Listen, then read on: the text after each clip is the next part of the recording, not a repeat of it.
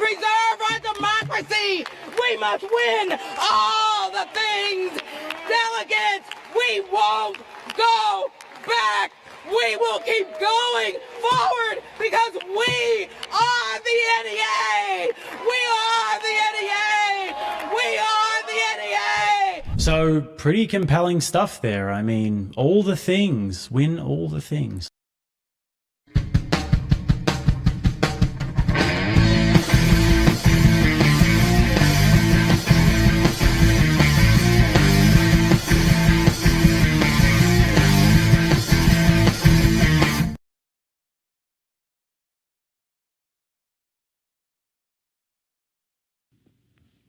There we go.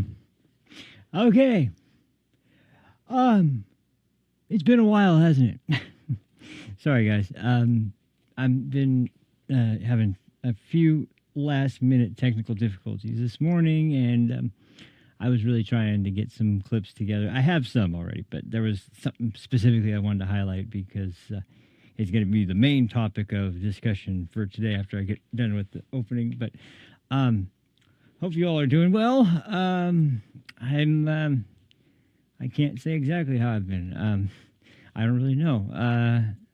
Honestly, it seemed like I've been doing great, and then I've run into a brick wall every time. But I'm going to try and speed through this because I know you guys have heard all the stuff that goes on. You guys know that part already. It's like things always seem to go wrong whenever I'm trying to do a stream. But there was another element that was added this time around, and it has been well, there's a totally new element, and some that were just kind of coming back in. Some of it was related to family stuff. Some of it was related to like tech stuff and just in general the unknown sources of issues from electronics perspective, which I would have thought at this point, man, I would have had that down. But there's kind of this experiment I was trying. This was really at the heart of it because I was very happy with the way the mic was sounding, but I was starting to notice that a lot of the music, a lot of the sound that came from sound clips and the mix was coming in really flat, and it was starting to kind of get a little surprising and a little annoying too, as well as like why is that why is that not sound right? It just doesn't sound right, and I don't know where the source of it is. So I was trying something completely different, and I had it hooked up, and the interesting thing was it sounded actually amazing, and I was really stoked. I couldn't wait to do a show. But then things got really complicated because when I tried to hook it up and do the stream, it was not sending audio the way it should have, or at least theoretically in my head it would have if it was following the path I was actually setting up. But be that as it may, I decided, well, let me try to go back to at least the old setup for just a show or two and figure this out. But then I couldn't do that because devices started spazzing out. I had an update on Windows that I don't know if any of you guys got this. It lasted about 8 hours and not even the download. The actual installation lasted like 8 hours. I have no idea why. It was the most ridiculous thing I've ever seen in a long time from Windows. But then there was what else came? I mean, just stuff kept coming up, and I've talked about this before, and I've hesitated to go into depth on it, but I guess I have to, because I don't think you guys are going to actually get the full picture until I actually go into some kind of depth on what exactly it is that I'm talking about when I bring this stuff up. So I've talked about having anxiety, and I've mentioned briefly about panic disorder. I don't know if I've explained to the extent of how bad it is, though. And maybe to those of you who out there who have had symptoms like panic attacks, like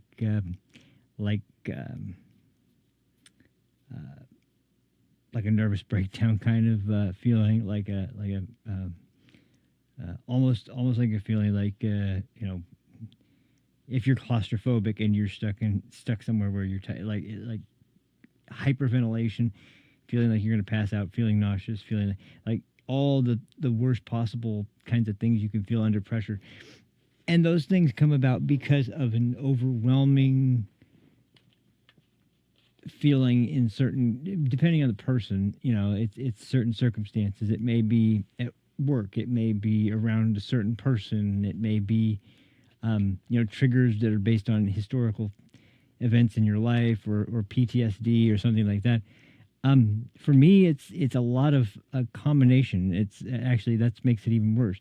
Part of it seems totally like, okay, I kind of get that, like, because in this case you could get where part of it would be lending itself to being unable to do the show once again. And I swear it's just like I beat myself up like crazy when I am not able to do the show, and especially when it takes days and days and days, and in this case over 2 weeks to get back to you guys once again. I'm embarrassed. I'm frantic. I'm in a complete state of hyper focus on starting, but I am not paying attention to what I'm doing half the time because I'm trying to get done with something and already thinking so far ahead to the next 3 things I need to do. So I'm not even paying attention most of the time to what I'm doing. And before I know it, it's like 4 hours have gone by and I'm no further along than what I've done. And then instead of, you know, a lot of people probably would feel like, oh God, well, whatever, I give up. But what that does instead to me is that almost guarantees for sure that I'm not going to be able to put it down, that I'm not going to be able to stop working on it. And it's a real curse because it leaves the situations where you know it's not good to be doing what you're doing right now. You know that it's just going to lead you to being more upset. You know that it's going to most likely not lead to any kind of success in anything, but you're so hyper focused on that thing, I can't just sit down and do something and not think about it, because if I've tried and it ends in 2 minutes at the most, I'm back at, you know, doing the same thing.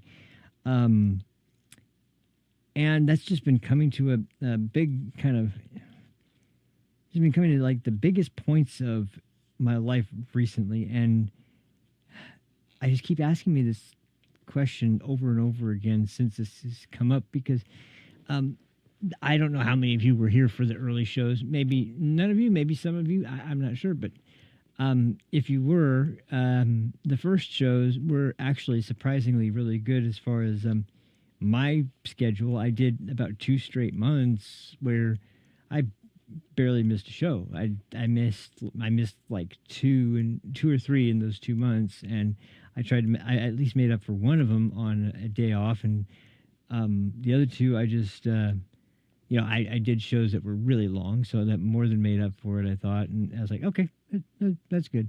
Not so much now. Not actually, not so much. Not even close now.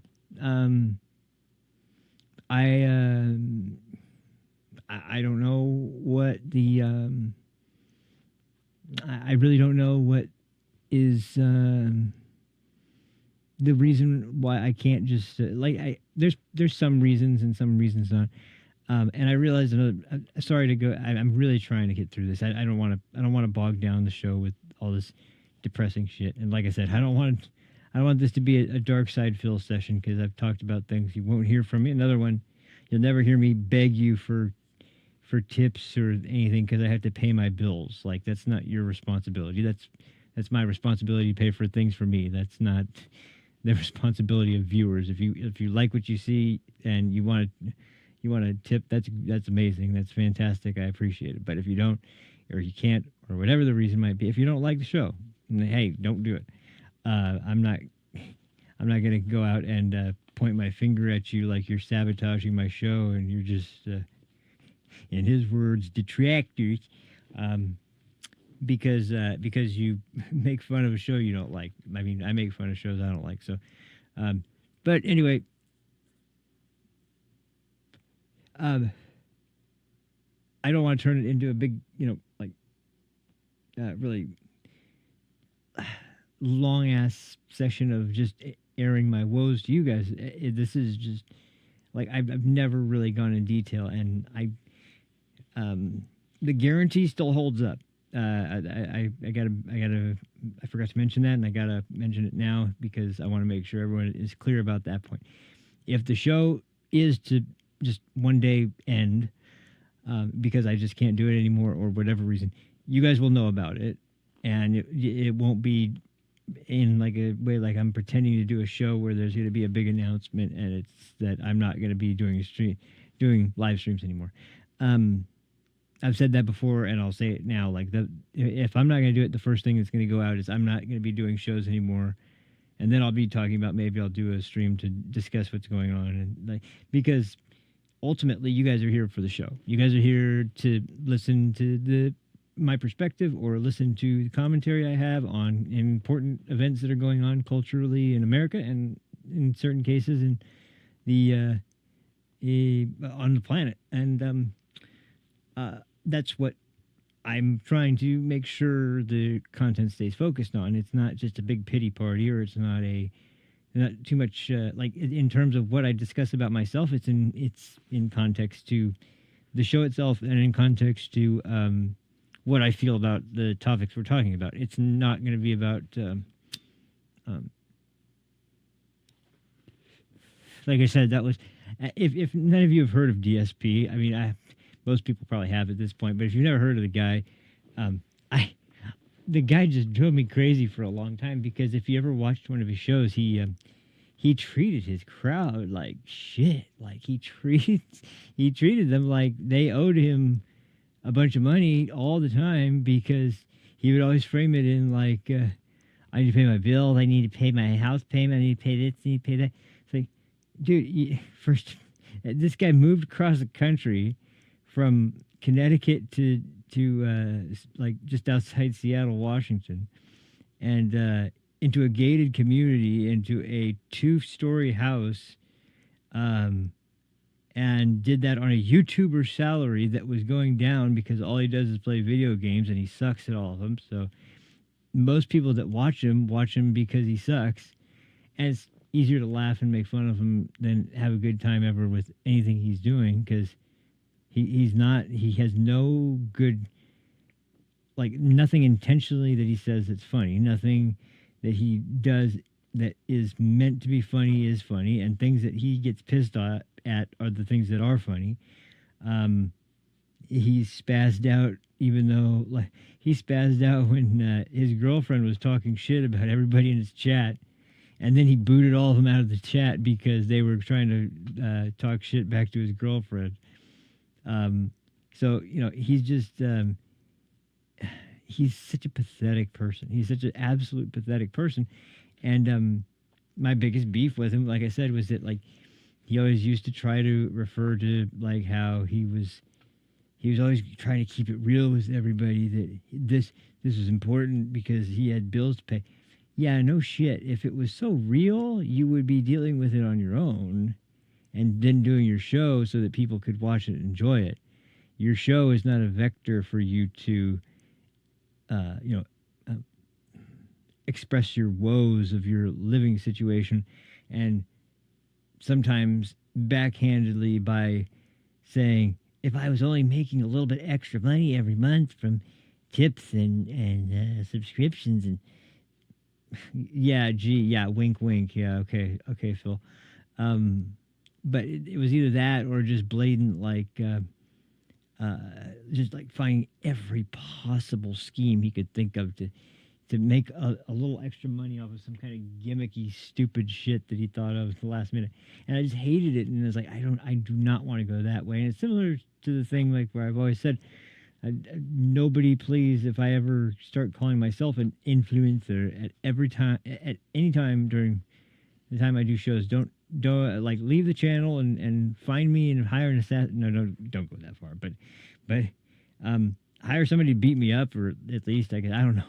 Like I never want any. I would never want anybody to ever refer to me as that, no matter what happened. And I most certainly wouldn't want it to be if it was something that is so ridiculously mundane as like I used to play fighting games and play them on a national level really well. And so now you should watch my shitty content on YouTube, even though I suck at everything I play, even the fighting games that I used to play now, because I didn't keep up with them because I thought I was so good I didn't need to. And say, he just like he's like Ed Bundy, or Al Bundy, Ed O'Neill, Al Bundy, same guy, with four touchdowns in one game in high school. Only with Phil, it's he won Evo in 2000 something, like 6 or 7 or something. But once again, the kicker in this situation, there's always a asterisk in Phil's bragging thing. This was if you guys aren't familiar with this, it's very niche. It's a tournament for people who play the old arcade fighting game cabinets. It was at the time anyway. Now it's all on console and PC, but back then they still had cabinets that they would bring in, or at least they would set up where they had cabinets, and they would play the arcade games on the actual hardware that it was built on. But this year that he came, it was the first year they weren't doing it on cabinets, and they're trying to find, because when games are ported from a arcade cabinet to the home console, there's a lot of things that change and a lot of things that get cut, some things that get added, and ultimately, like those things usually aren't. In certain games, they're not really that big of a deal. They're not noticeable, and if it's a one-player game, especially, like if it's just a action-adventure game, it's like, well, that's not really hurting anybody. But when it comes to fighting games, sometimes things can be really broken, and that was really what happened. He admits he never played Super Street Fighter 2 Turbo that much before he went to this event. He admits he was there actually for Marvel vs. Capcom 2. He admits he got beaten out of Marvel vs. Capcom 2 in the first day, and it was a whooping. It didn't happen very fast, or it happened really, really fast, and he was already out. Somebody told him basically a way to cheese this version, because they're trying to figure out what was the closest to the arcade version of Super Street Fighter 2 Turbo, and they picked this anniversary edition that was on PS2, I think. It was really, really a wonky version, and in particular, one of the characters, just the reach of his moves was ridiculous. And someone said, all you got to do is just basically throw this one move out the whole game and you'll pretty much win. And of course, he takes the advice and he comes in like third place, I think. But because the guy that beat him was Japanese and he went on to win the event, he said he is the best North American Street Fighter 2 player of this year. And it's just like, dude, how about a little humility here? Like, how about a little bit of something besides you bragging about, like, I know your life sucks and you have nothing to brag about, but, you know, cool your jets a little bit, be a little humble. Because he was pissing off so many people in that community for a while. There's people in that community that seriously hated him and wanted to beat him up. There were stories going around that a lot of the veterans in the scene were like, they were either completely passive and like they didn't really even want to talk about him because they just found him completely annoying and not worth their time, or there were people that he had usually called out and tried to say that this guy wasn't really that good, and they were the ones that kind of were like, fine, come down and play me, come down. And of course he wouldn't do it. You know, he plays like a fucking kid in a he plays like a regular kid in an arcade where if somebody beats him, it's like, yeah, I actually did good. I don't think that guy was using very fair strategies, and like, you know, no idea what they're talking about. And this guy is at the time, which by the way, also at the time, he's dealing with this supposed back issue that makes it impossible for him to drive, and at least in long distances, and the events all the way across the country. He's got this friend that wants to go too, but he basically forces his friend to drive him while he's wearing this brace, um, and yet he wants to be the one to soak up all the admiration and all the excitement and applause whenever he gets around. It's like, which, just to give you an idea, the guy that I was talking about first, the guy that was the more veteran player that was much more respectful, he's still, friends with a lot of people in the community, and still, he doesn't really play as much as he did, but he's still friendly with them and on good terms with them. Phil, by contrast, isn't on good terms with really anybody except for maybe his wife. I don't even know if that's the case, because there was, he, of course, because he's so desperate for more views and more money, he really picks bad times to record his shenanigans and expose what an idiot he is. Like with his last girlfriend, when he was about to marry her and he proposed, and he starts talking about the rings and something about how she was complaining about it being like this and that. These are the kinds of things you just aired to your audience on YouTube, dumbass. Like, they're not exactly the best topics to go over. Nevertheless, that's what he did, and guess what happened? Yeah, she split up with him.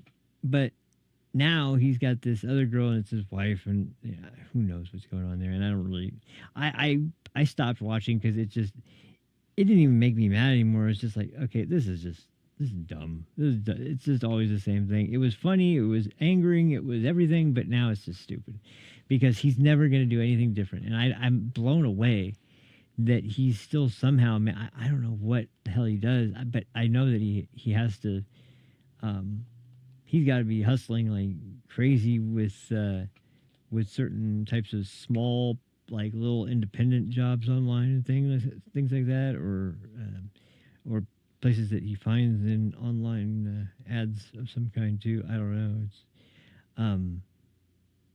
It's really really, really infuriating when you see that kind of thing, and it just happens over and over again.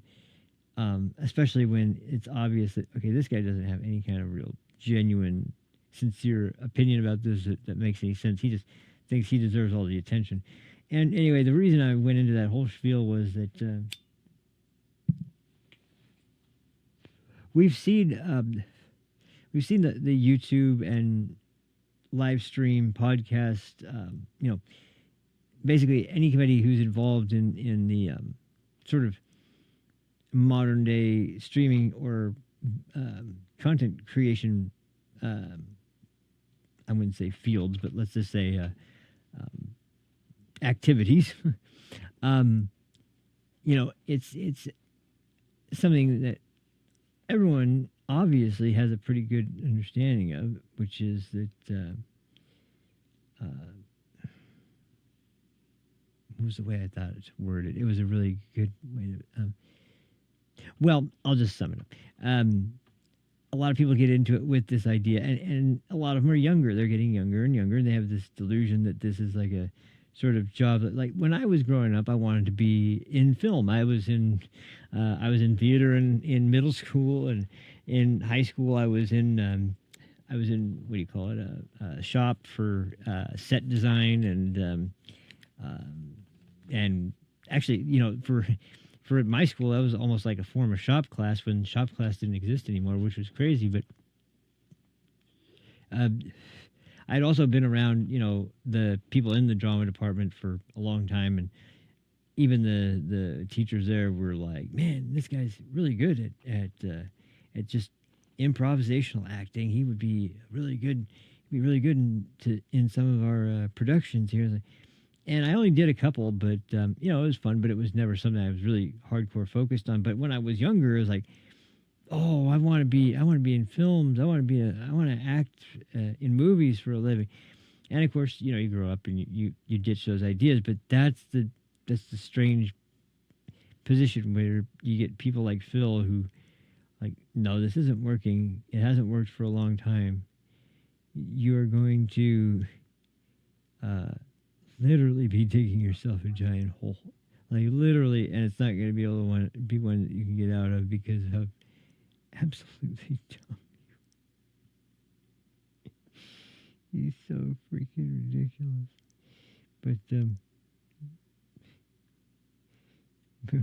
anyway, yeah, the whole situation I was just bringing up there was just to put into perspective. Like I know how off-putting that is, and I do not want to be going down that road. But truth be told, I don't understand it still to this day. There's one other aspect, and I'll just hint at it. I'll just not hint at it. I'll just kind of rush through it real quick. When I first started this off, I was into audio. I knew a decent amount about audio. I knew especially about my fair degree of a fair share of information on audio interfaces and streaming platforms and things like that. What I didn't know, and this was why I did it, partly the other reason was because I had a couple of people that were really advising me early on about good equipment, bad equipment. What is good equipment? What is bad equipment? How do you know the difference? What should you be looking for? Yada yada yada. So what is that?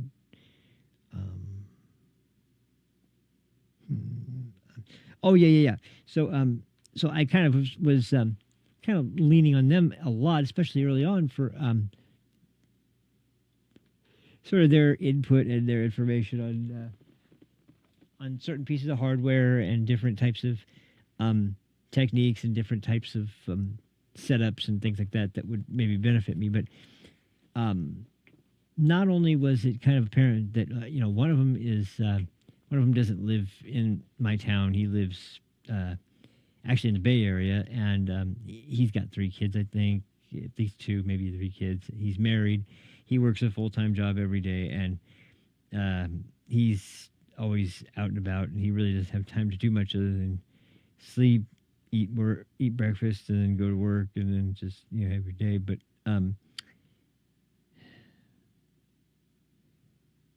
anyway, what was I bringing that up for? I was bringing that up for in the context of something specific.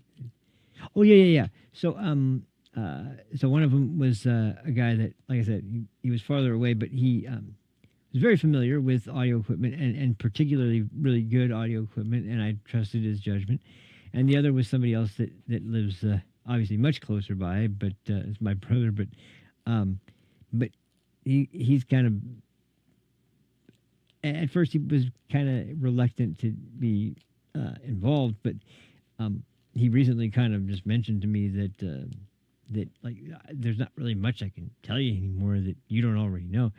And the same thing kind of happened to me before, so I know the feeling, because when I was doing my first work with computers and doing swaps for parts that were higher end, like I at that time I wouldn't even do a RAM swap, like, and it wasn't because I didn't know where RAM goes or I didn't know what to do and how it worked. It was because I was so paranoid and positive that if it was left up to me, I was going to break it. I was going to break it or screw it up, and it wasn't going to work. And so I couldn't bring myself to do it ever, because it was like, okay, if I do this, it's going to be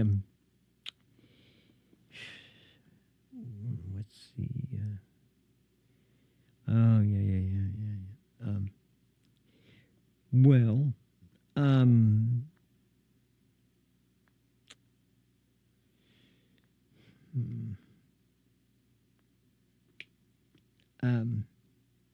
Well, anyway, the point is that like once it started really relying on me, I was like, okay, well, here's my position that I'm in now, and I'm thinking of this all myself. I've done pretty well so far, and once again, I look back on those first 2 months, and I'm like, how did that happen? I got a slightly more complex setup, but a far better sounding one. But I also seem to have problems that are way different than any problem I ever had before I got this new setup. So why is it happening? I don't know. What do I do to make it happen? Maybe I got to do, this sort of more aggressive posture and a lot of things I say. I don't know, but either way, I think it's something I need to do in some way, shape, or form. Is basically um, let your Nova wild and yeah, that's all you gotta do. Um, Jeez.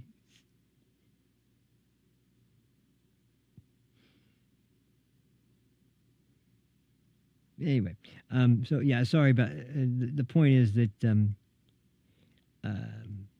yeah, I really am. I've taken this time and I've really thought about all this stuff. And once again, I can't guarantee for sure, and I don't want to even talk about that because it's lame. But um, uh, I'm trying to really think now about instead of trying to think about what I can do, I'm trying to move into a transitional period of thinking. I'm trying to no, I'm trying to transition into this a different mindset where I'm thinking that okay, you've done this before, you know how it works. Do it the way you know how. Don't try to do it more proficient. Don't try to do it that's gonna be in a way that's gonna be marginally better, or is going to work marginally faster, or is going to do like anything. Is that does that make any sense, or is that uh, is that like a different set of yeah, I don't know. It's weird, um, but without without even a doubt in my mind and without a single question, I can tell you that I've seen streamers and I've seen their setup. I've seen podcasters and I've seen their setup. I've seen tons of amazingly good audio interfaces for something that has like a 1/4 inch TRS sleeve. Sorry, I'm kind of going off on a tangent here, um, but and then it splits off into two, and that's all right. The two are still over there. But anyway, it's hmm, hmm.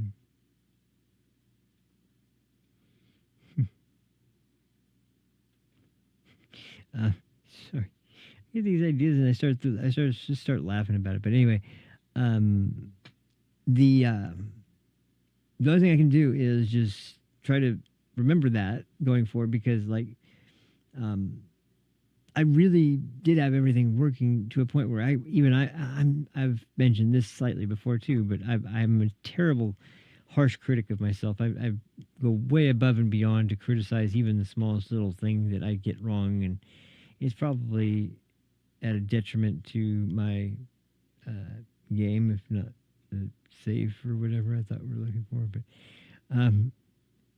But then we run into these guys again. These guys are,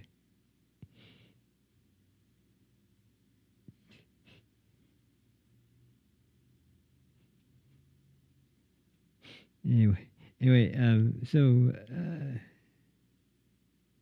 oh, all right, Jack. Wow, damn.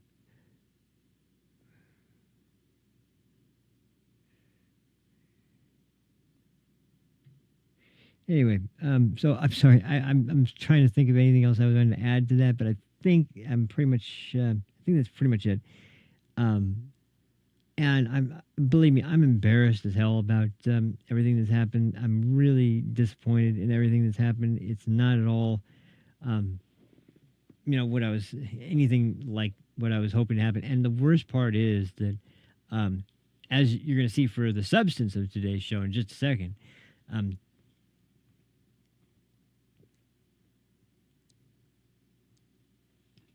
man, my room is hot as hell, so sorry about that. But yeah, as you're about to see from the substance of the episode, there has been so much stuff going on lately, and this could have been like the golden time to start a show like this. And because there still is stuff to talk about, and it's it's still relatively new. It's just yesterday, but late last night even was when it was talked about. But it's not it just sucks that that so much such kinds of tech have what do you call it?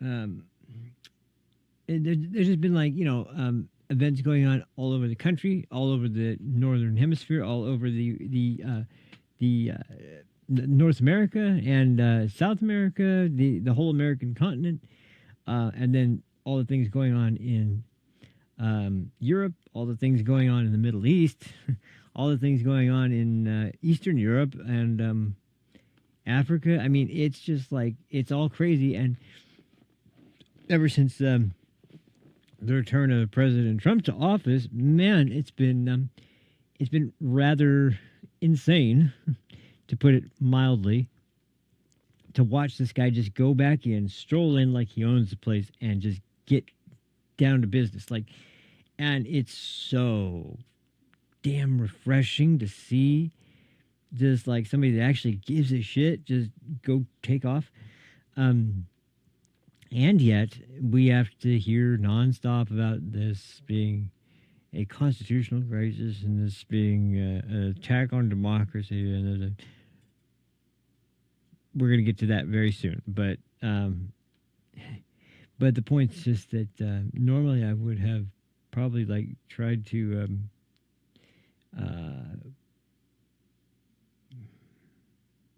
yeah, that monster.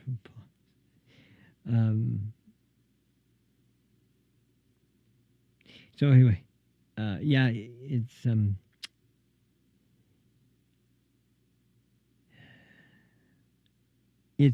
just like a situation where partly I understand it and partly I don't, but I don't want you guys to have to pay the price for it. So I want to make sure that I have the show out, but just know that like I'm not going to keep going on with cliches every time I miss stuff. I'm really not. I'm going to try to be a little bit more loose with myself and not just be so hung up whenever I miss something, because that usually doesn't lead to anything good either. But the main and most important thing is that I really am like, this is the other thing. I got to be honest with you guys. I don't want to keep all this stuff, just as important information for what's going on and just have it get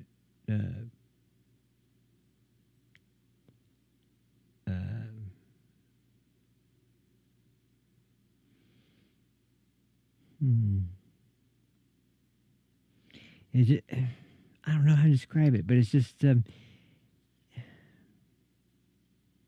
just a feeling of joy, extremely, and desperation frequently, and then suddenly it just drops off, and it's like, why now? Of all times, there's all this stuff going on that is perfect, fitting the bill for everything I want to do, and then it's like, nope, can't do it. Sorry, it's too late. But I don't think with the way that I've been able to, like, if you happen to notice, I did a new intro sequence, and it's not much, but that's what I mean by picking on little things. But the important underlying part to that was that I thought the last one was really disjointed, and it didn't have any kind of overarching theme, even to the what the hell do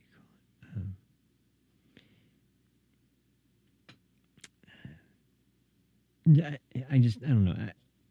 I hate the idea of apathy, and I hate falling victim to it, and I don't want to end up being another victim to it. But the other thing is that because of this mindset, and this was where I was going, my sleep habits suck. You guys obviously know that very well, because of now being like the last time I have is like 3 times I've fallen asleep on stream before. That's embarrassing and it's annoying, and who knows what goes on. And I mean, like, hollow foil jinx or whatever. Oh, whoops. But anyway, yeah, I think that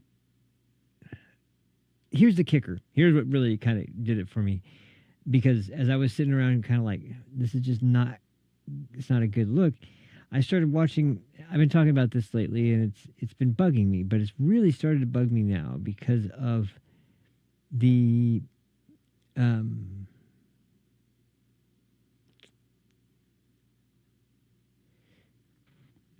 geez, I can't think of anyway.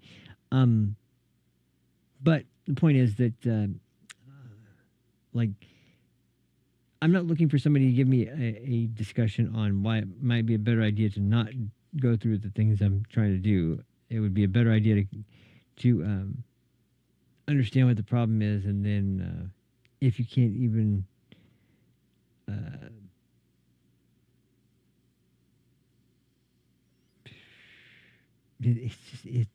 it's so hard to keep up on all of it. It's just so incredibly difficult to keep up on it, and I'm not like, I'm not at all trying to be a really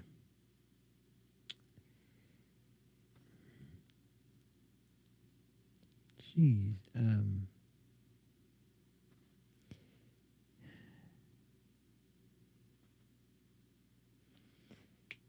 man, I can't believe I can't think of what it was I was going to close with. But anyway, ultimately, the most important part, though, is that if I was, I've talked to you guys about my tattoo experience before. I've talked to you guys about my work in entertainment, in arena football, in American football, and English football. Literally, I've been cameraman for hockey, and I've been cameraman for indoor football. I've been cameraman for golf. I've been cameraman for, not sole cameraman, of course. You know, they have more than one, obviously. But oh man, she was great.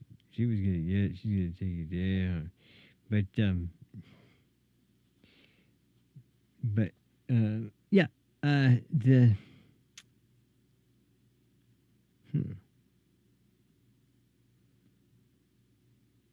the the tube should be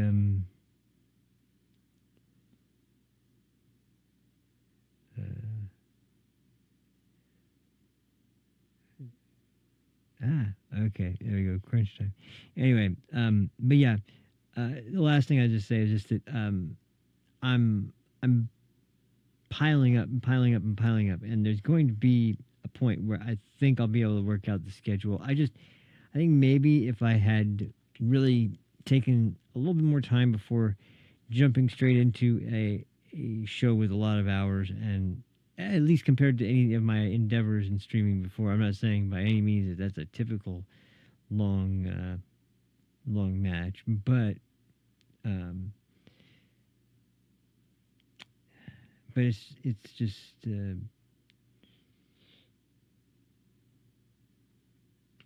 it's just it really, like, if I can't do it, I'm gonna keep trying, and I'm gonna bring it to you guys as best I can. And once I realize I can't do that anymore, then I will drop it in. But I'm so sorry for all the missed days. I really am. I'm sorry that I haven't come through the way I need to and I should be. And I don't want that to be the pattern. I really don't. I really, really, really don't want that to be the pattern. It's not exactly the world around you.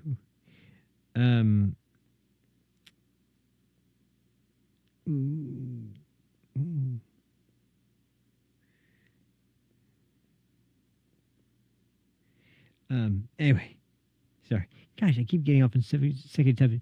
But anyway, the point is that, yeah, I so many things have changed, even just in the few months that I started the show. And oh, fine, this was it. This was the big one. It's like, one of my points that I was trying to kind of sell throughout the whole time I started the channel, and this was, maybe it's a little petty, but I thought that, I've always been somebody that, I've mentioned this before, I've always been somebody that wanted to do things as legit and as close to professional as possible, meaning, I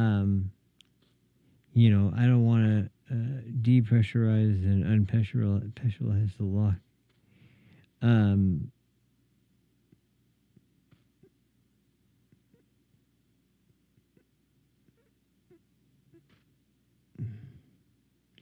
anyway, yeah, the geez, and now I'm going off on subject. Um, but the one thing of pride I had that was really exciting for me to be able to present was that while everybody else was using as much of a condensed and small amount of gear to do a live stream that they could make sound pretty good, I was wanting to do a more direct, old fashioned radio slash podcast slash reporting sort of show that was um all right, but also um yeah the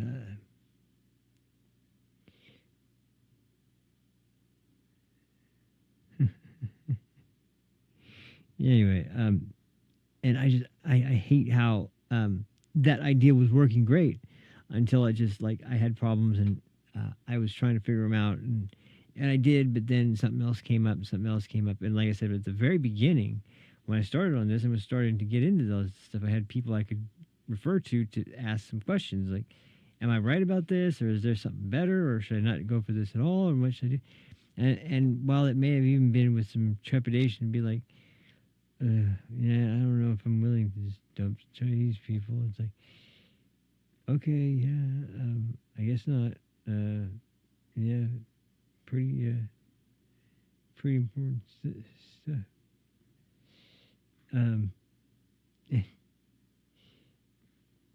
it's just it's a mess under whatever's happening there. But the point is that like even with that being the situation, even with everything else going on, even with the whole, which we're going to get into, the Trump administration's policies on bringing back everything that was there during the first administration, the transgender um, surgical care. Um,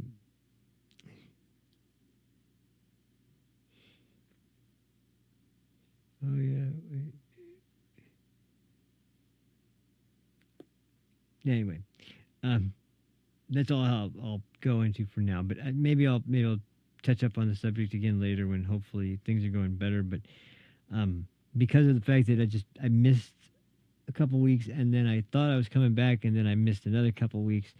And in that week, there's been so much stuff going on. It really made me reflect a lot of this, and I wanted to come back like 3 times. And as a matter of fact, last night I wanted to come back really bad, but what was it that hung me up last night? It was something that was like a legit like animation problem. It wasn't something on my end, but uh,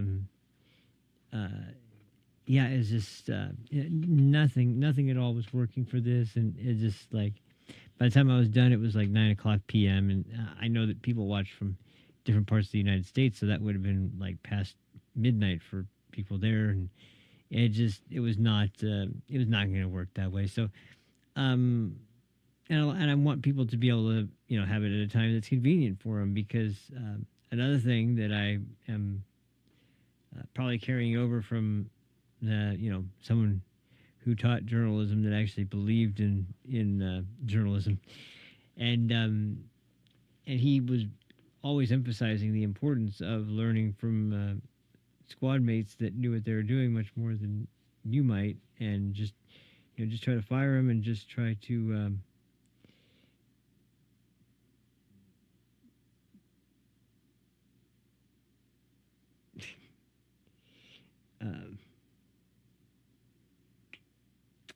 yeah, it's just it's like I'm ready. I'm super stoked. I'm excited to go, and it's just like, oh no, it didn't work out.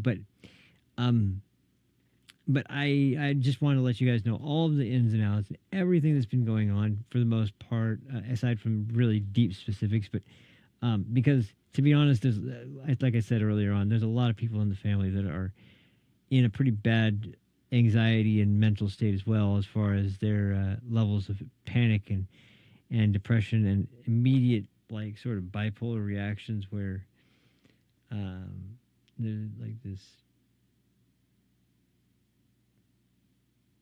and yeah, it just I don't know. I'm optimistic that I can do it, but I need to correct the ship. I just need to correct the ship before I lose control. And like I said, I think I can do it. But I will say this.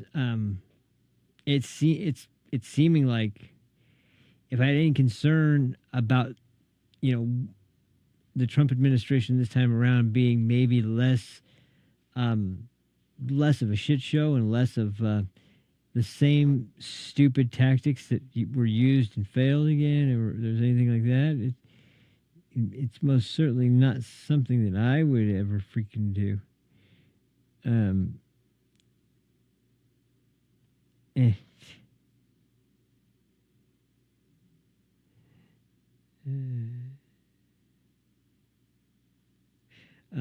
So anyway, that's the point for today. So if you guys don't mind, I'm gonna take a break for just a second. I gotta go to the bathroom, and I gotta go grab I'm gonna go grab a Monster. So if you guys want to go grab a drink or go to the bathroom, go whatever, do whatever you need to do. I will be back in about 5, or we'll call it about we'll say about 8 minutes. It's right now it's 4:12 here, so in about 8 minutes we'll be back, and I'm going to be going over some of the court cases and the illegal immigration situation. That's the one that was the biggest one for today. There's another big one, but it's going to be for tomorrow, so I'll get you that one then. But for now, when I get back, we'll be talking about that. So stay tuned, and I will be right back with you guys in about 7 or 8 minutes. Oh, wait, oops. Not that one. We got to go to this one.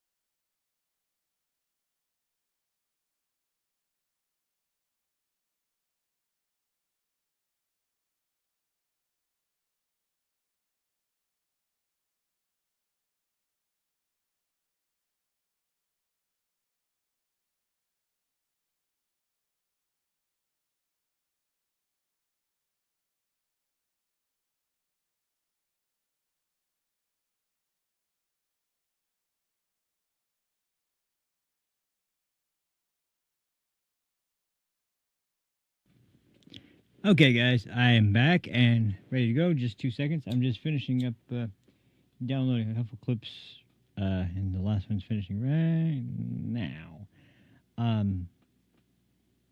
It actually will suit my purposes pretty well. I was looking for this before the show, or I was going to try to look for this before the show. I just didn't quite have time, and luckily, this was a perfect opportunity just to get a couple examples, because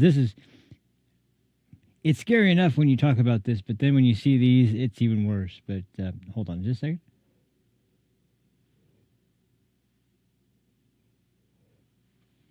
And there we go. Okay. All right. Now, it's just two, but they're both about 6 minutes long, 7 minutes long. So that'll be plenty, plus the 6 or 7 minute long clip at the beginning. So I think that'll work pretty well. All right. Anyway, back to the show. Now, the clip at the beginning of the episode, which, by the way, I'm glad I saved it. I wasn't gonna go back to the subject for sure, at least not right away. But first of all, I thought Randy Weingarten was freaking annoying. Then I saw that crazy broad that was going nuts on stage about how we'll have all the things, and it was pretty eye opening that wow, for those people out there that are somehow under the impression that that teachers in this day and age in public schools are in any way doing what is best for the children in their classrooms is not only is it a basically complete joke, but it's completely belied by the evidence. I mean, it doesn't seem like that's the case to me. And on top of that, the statistics really don't lie about that. So the arguments have been. I'm going to start at this part, and then we'll go into sort of a historical discussion, and then we'll bring it up to date. We out of all the industrialized countries that keep tabs on this kind of information, we spend more money per student by a pretty large margin in the United States in the public education system. So government-funded education paid for by taxpayer money. More money is handed to the Department of Education, which is hand in hand with the teachers union, headed by Miss Weingarten,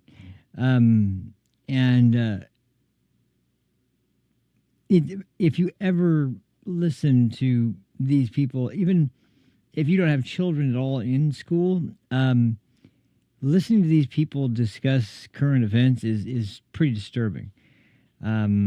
They have less self-control than your average adult. Like they can't help it. I mean, I've heard people snap at students for mentioning Donald Trump in a positive light. I've heard them snap at students for talking about how they went to church that weekend with their family.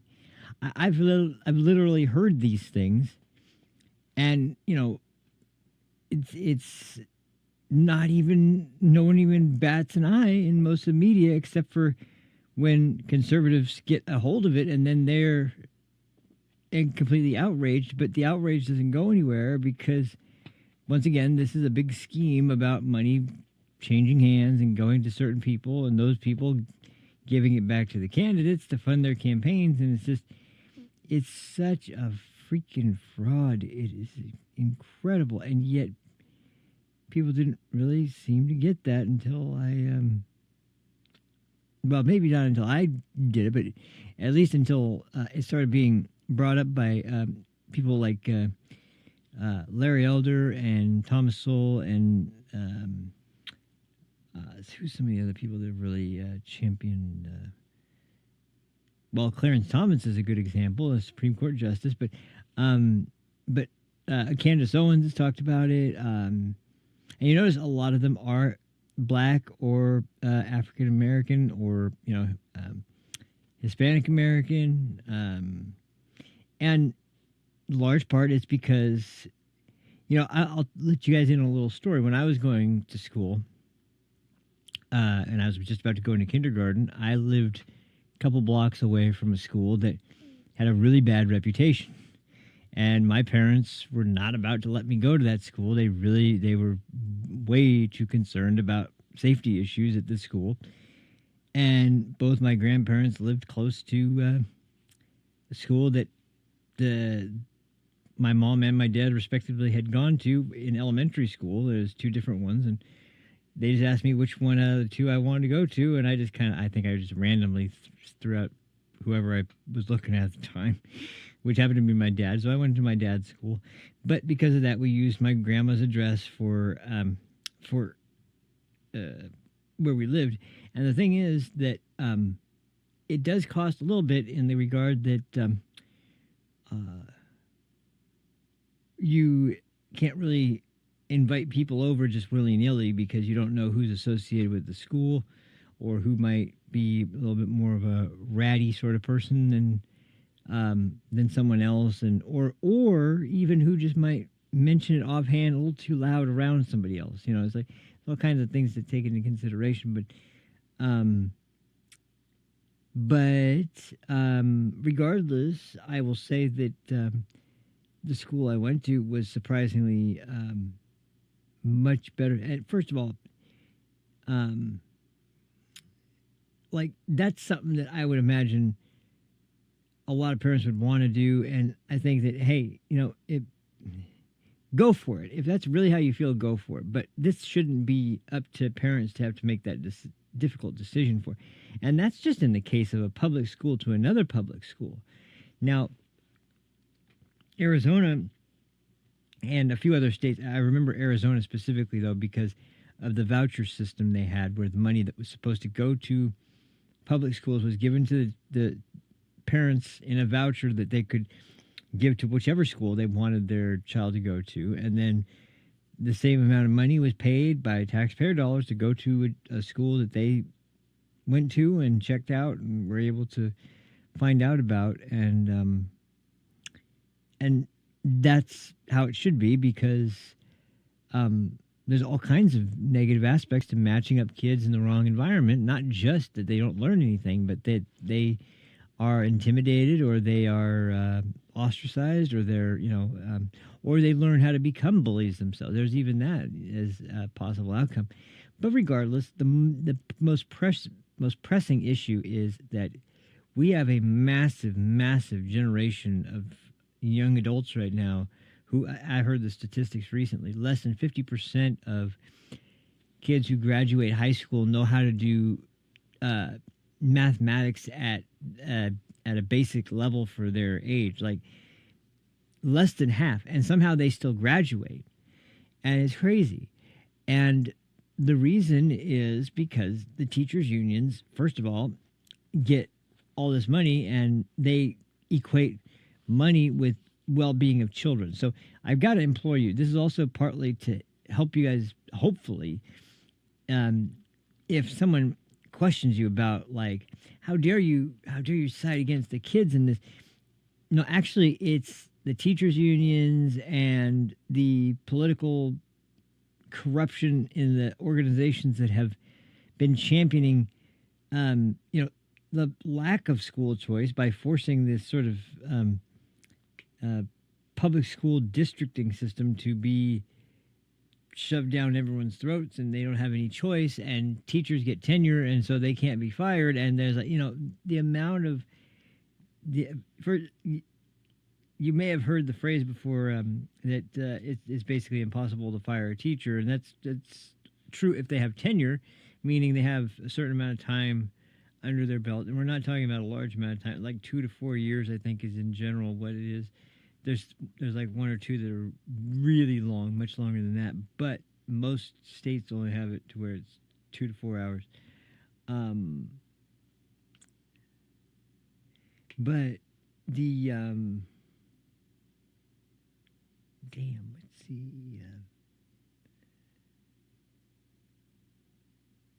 Mm,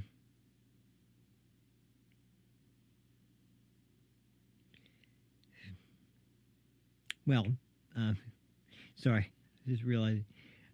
Okay, so you've got this problem. Not only is it confounded by that, but then with the pressure that's been brought on now by people in the media, and worst of all by people in Congress, they have been.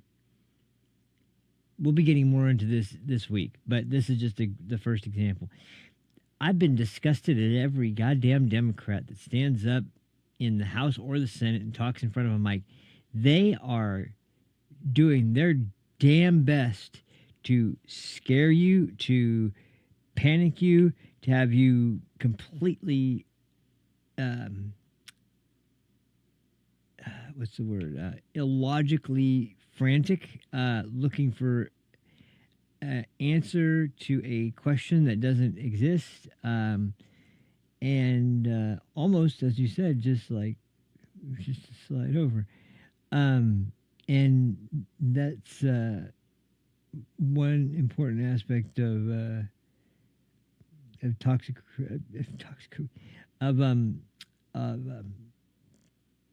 today's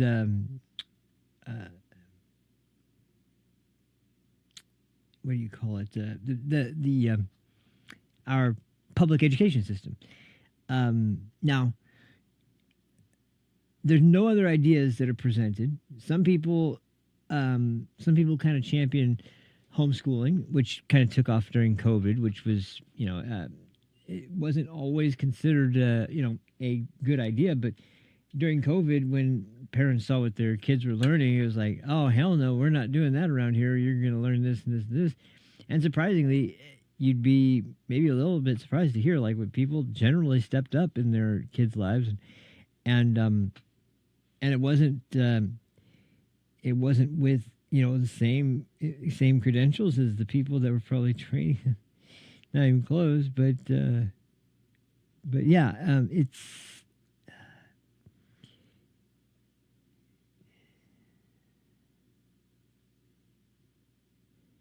Mm, mm, hmm. So I'm looking for something that would be.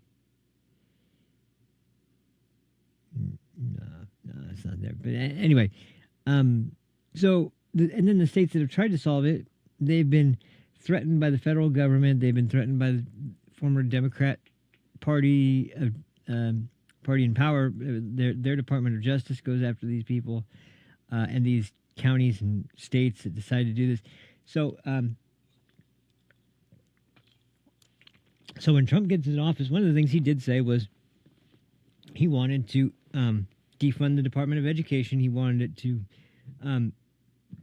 bring school choice back to the people of the country, because here's where we get into a little bit of history. I think it was during Carter that the Department of Education started, and the argument was that there's slipping test scores, there's slipping standards, and schools are falling into disrepair because of the I guess it was, in probably his eyes, he probably did see it contributed by white pride or by racism or who knows what. But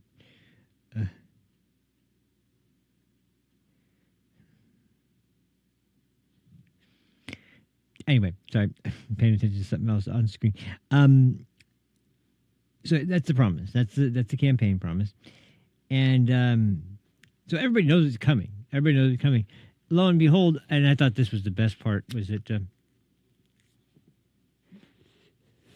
he did nominate a new secretary for education, for the Department of Education, and lo and behold, it's none other than Linda McMahon, the wife of Vince McMahon of World Wrestling Entertainment, and she goes in there, and she might as well have been playing "No Chance in Hell You've Got," like busting it, and then like doing the Vince McMahon strut like Conor McGregor. That's another one that came in. I'll probably have to touch on that one tomorrow, because the Ireland thing, that one's obviously close to me. I mean, there's one thing you can tell about me is be that I'm ready to return to the homeland. But anyway, I kind of sounded Jamaican. I think I was a little way off there, but anyway,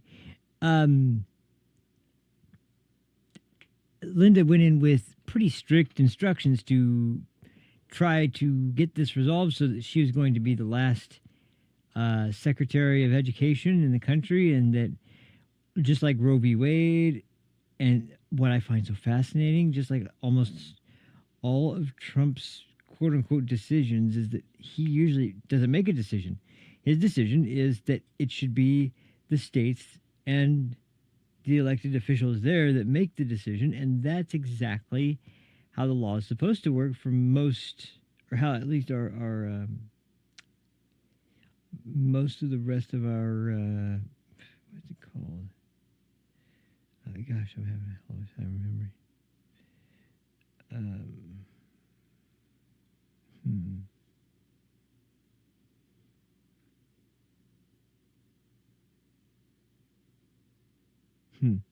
Well, anyway, I can't remember what I was going to say, but so she goes in, and then within a week, we got that announcement about Trump shutting down the Department of Education. The hysteria breaks out, as you saw from the first clip in the show. But here's where things get really nefarious, and this is where I started getting really pissed off, because the same thing happened with illegal immigration. I guarantee the same thing's going to happen when it comes to liquefied natural gas and natural gas exports, and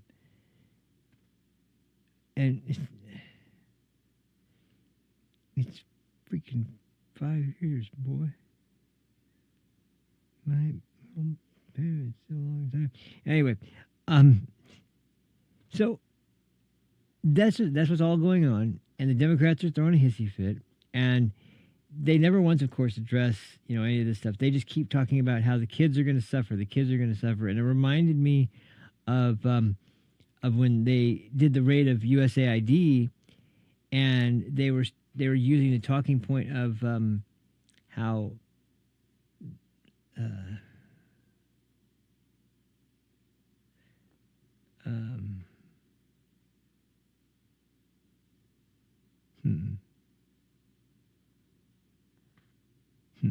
well, anyway, oh, geez, damn, oops, hit my finger. The point is that they just keep having this visceral reaction and pointing to Trump wanting to ban things and saying it's going to make us less safe. Here's the thing. We spent far more under Biden on border security because it wasn't really security. We're spending way more on child education because we're not really educating children. And that's the play on words that the left is using to rally people who are liberal or Democrat or whatever. They have no concrete policy to get things in order. That's why they hate Elon so much, is because, well, there's probably two reasons, actually. I can only guess at the second one, but I kind of want to try this now. See, so do I. This is crazy. But yeah, I think that what we're gonna see is we see this stuff go down, but then the Democrats are going to bring it to a federal judge. Now, here is where the important part for today comes up, because last night on Mark Levin's show on Fox, I tried to catch his show at least one of the 2 weekend days, because it's usually about some of the more historical American laws and documents that go back to the founding and things like that he'll discuss. And in this case, it wasn't about schools. It wasn't about the border. It was actually about the courts. And this is something that I have been nervous about for a while, but it really kind of crystallized when Trump was about to take office. And what happened was you had Chuck Schumer and all his little buddies up there, essentially with this big note card, kind of like Ron Johnson's actually beneficial and actually useful, big chart that he carries around, because not only was it a much bigger, much badasser tank, sorry, not tank, but if we screw it, it's a tank, but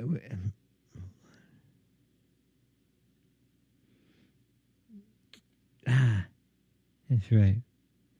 Well, that sucks. Anyway,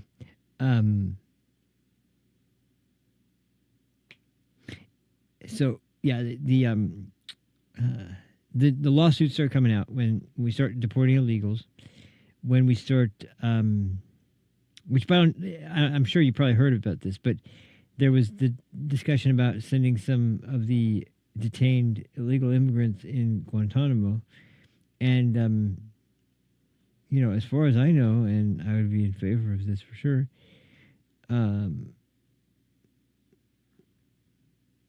But nobody sane really does that. Plant Looney is totally,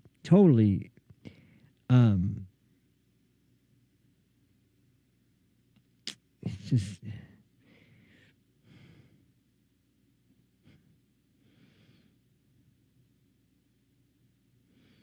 Hmm. Hmm.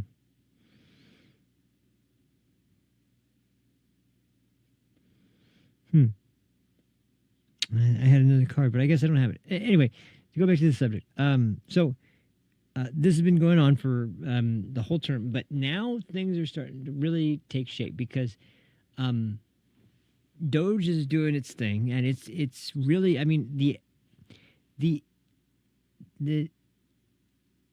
I don't know how to describe it other than just say the admirable levels that Trump and Elon Musk and all the people he's got on his team, and Kash Patel and Pam Bondi and Tom Holman. I used to call him Holman. I thought there was an L in there. There's not. It's just Homa. And Tom Holman,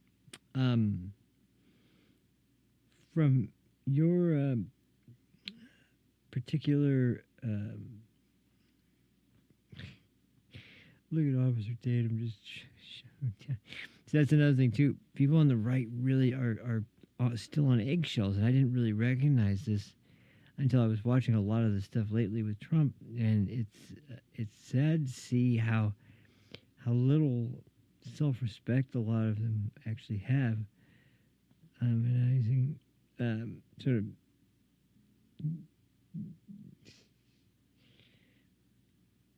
anyway, but to go on into the main subject, their number one tool from the Democrats, because they have no way to get the votes, they're in the minority in both the House and the Senate, and they also kind of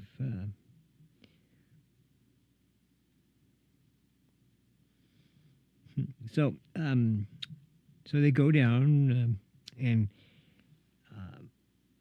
talk to these judges. Now, here's where things start getting really wild.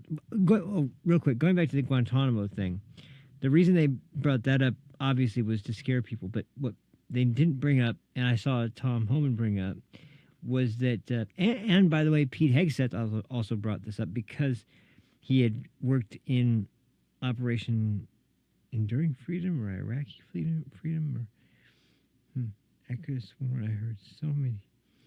Well, I am going to just cut that off and get you the trace for the well, I mean, I could do my own unless you want something that you specifically you do. Sorry, talking to somebody else. Anyway, so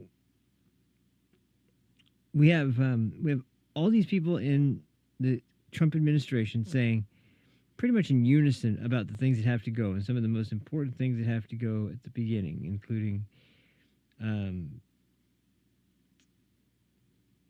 they're not. Oh, hey, what's going on here?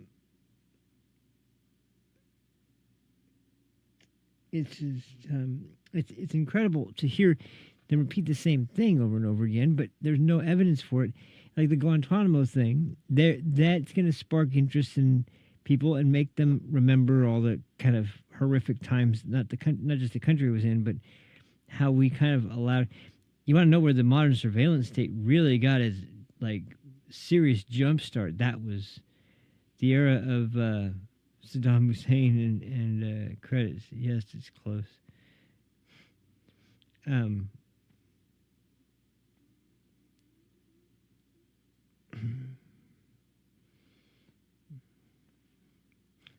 You have your fitness index up here. Oh, I love it. That's pretty good. You should bring that wherever you go when you do some things for. He should, but anyway.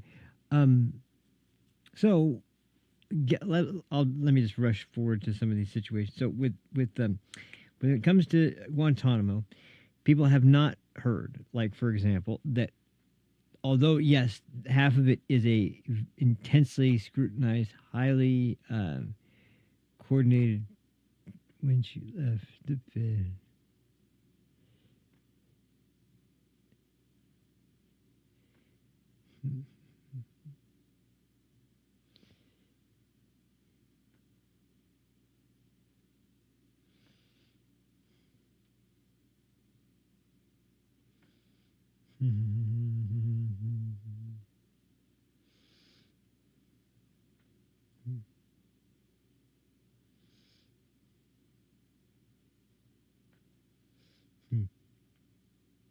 Well, okay. So going back to that subject, there was the case brought in for the for that when it came to I don't even know. I think they already did start housing some of the illegal migrants at Guantanamo because what I was going to say was there were when it came out, it was kind of presented as this really new revolutionary arcade stick, and it's just so bulky. It's so bulky. It's hard. Anyway, so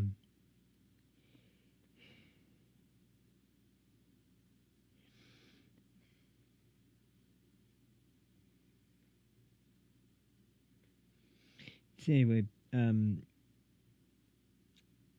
the excuse or the answer this time was to just scare people by mentioning Guantanamo Bay, without them knowing that there was already been a sort of refugee resettlement part of Guantanamo Bay that has nothing at all to do with Hamas. And um,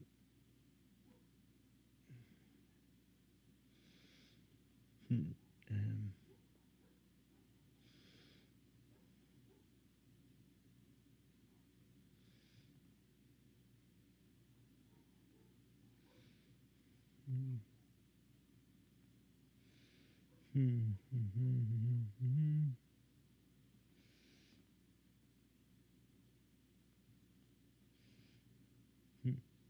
yep. No, I guess I can't find it. So anyway, okay. So they try to bring him in to a court where they're saying all this stuff is quote unconstitutional, and it's like, so wait a minute, you're telling me that it's unconstitutional for a president duly elected by the majority of Americans, not just the electoral college vote, which hasn't happened since the guy just mentioned and whatever the hell we were doing back then. Somebody was sipping on a barbel. I'm sure that has something to do with it. Anyway, the whole I've always loved lore about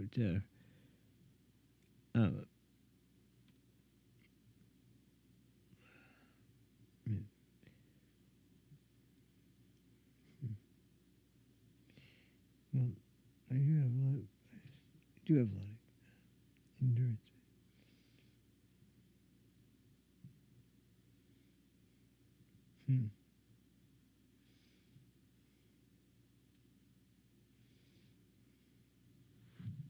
Anyway, so yeah, we have these cases, and of course the judges are all highlighting this. Why are they doing this?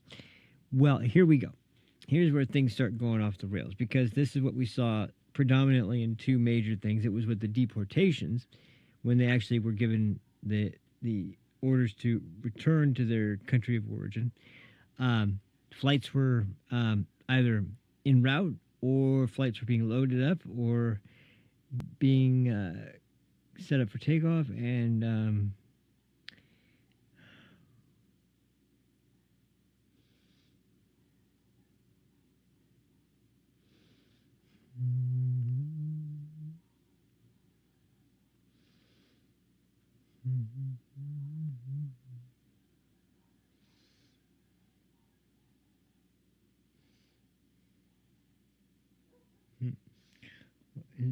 either way, it's more about what's going on there, because why would these things be happening? Why would the Democrats not even fight really that hard? When I watched these debates go on in Congress, something became kind of apparent, which is that while it was clear where the Democrat position was, they weren't as hysterical and inherently ridiculously stupid if they don't have any kind of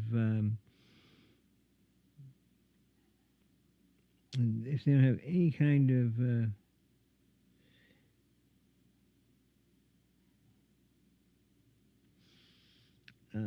so you can select certain at least in my thing, you can select certain things to go to certain outputs, and so depending on what you're using. Now, to go back to first, let's go to the illegal immigrants.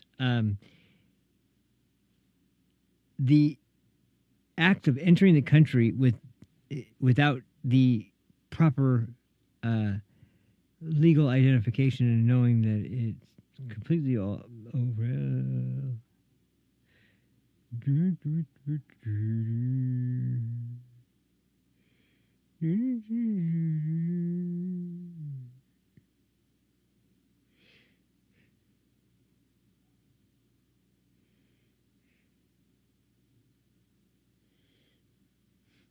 Anyway, so going through this first one, and this is going to sound really familiar when it comes up again, but they want them to go to the courts and have the courts decide, is it unconstitutional for President Trump to use and you can tell by the way they talk about it, to use his Supreme Court to kind of, there is no his Supreme Court, like Neo Court.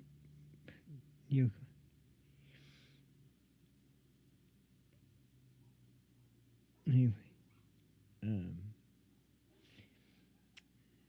you can see in the picture there's acres, and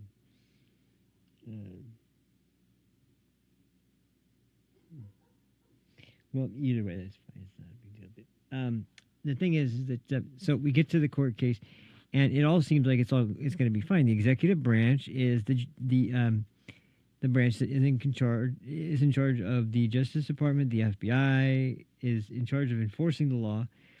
It's been talked about ad nauseum, but just for the people who can't hear too well, we'll bring up.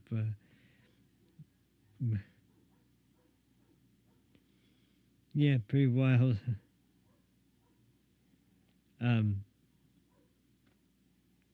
But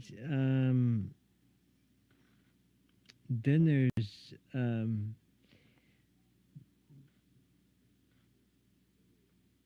there's enough of the same old sort of crap you get from different left-wing judges, where standards are totally different from the defense than they are the attacks.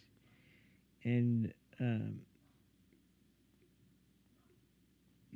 obviously, when you had neural jobs,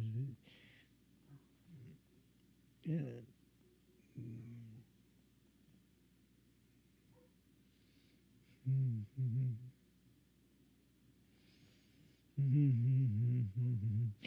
So he tries to bring this case up, and the illegals get sort of reprimanded. They get sort of like told, you shouldn't be in this country illegally, but we should demand that they have the due process that's provided under the Constitution.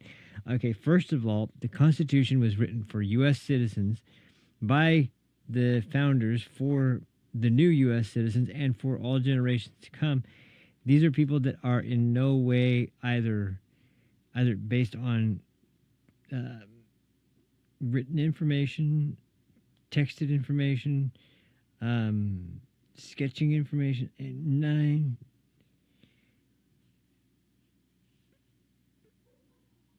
That's just it's just amazing that that's how off the rails they've gone about this sort of thing. And for some reason, they just want to keep paying money, keep paying more and more money. And the only thing that makes sense is that they seem to equate, which I don't know how this last election didn't break this spell, but they seem to be of this mindset that radiance is going to increase.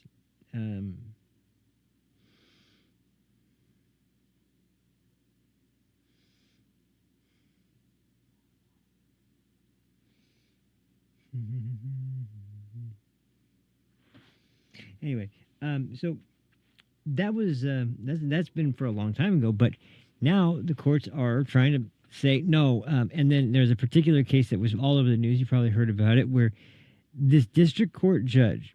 Now, bear in mind, the leftist government officials that make this decision, they don't just go and pick a judge they think is going to be impartial. They pick a judge in a city with a population they know and a culture they know, and very, very few things with the iconic.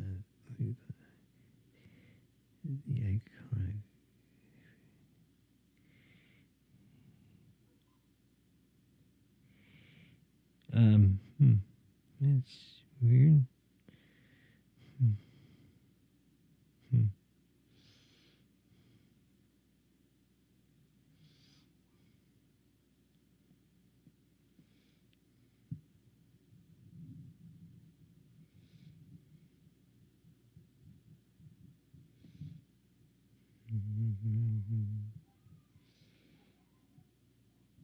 Okay, so there we go. He's back. So here we go. So when they get him to court, he's in there with the judge that's handpicked by the Democrats, right? And what's their goal? They don't want any illegals deported, and they try to pass this off like they deserve due process. First of all, there's hundreds of thousands that have been through the process of being getting their ID numbers passed in through through to a judge until it got to its place on the docket. He wasn't going to change that.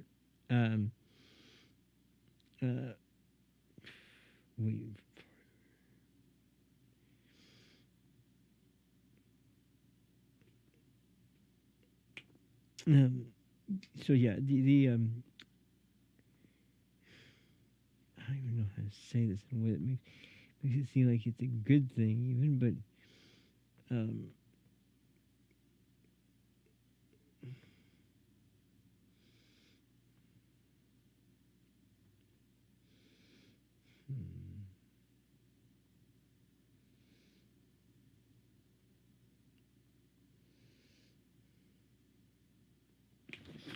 Whoa, oh, geez, man, oh, I hit something crazy right there.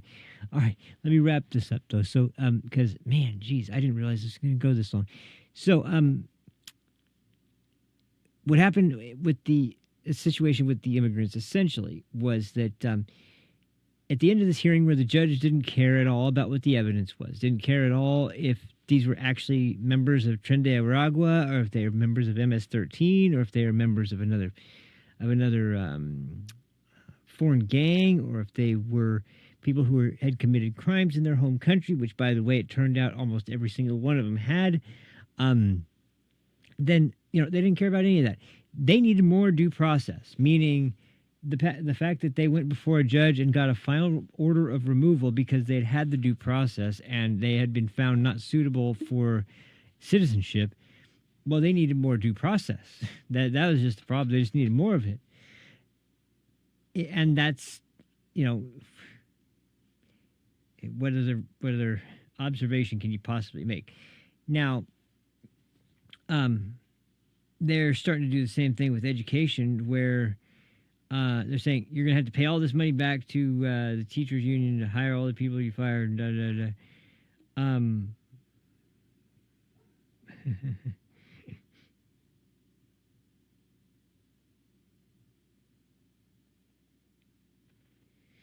Anyway, yeah, that was just like, it's just like a wake up call. But then comes in the teachers one, and that's when they are like, no, we're going to be risking the future generations of the country, and we're going to make sure that they don't have access to education. That's especially going to harm communities of color.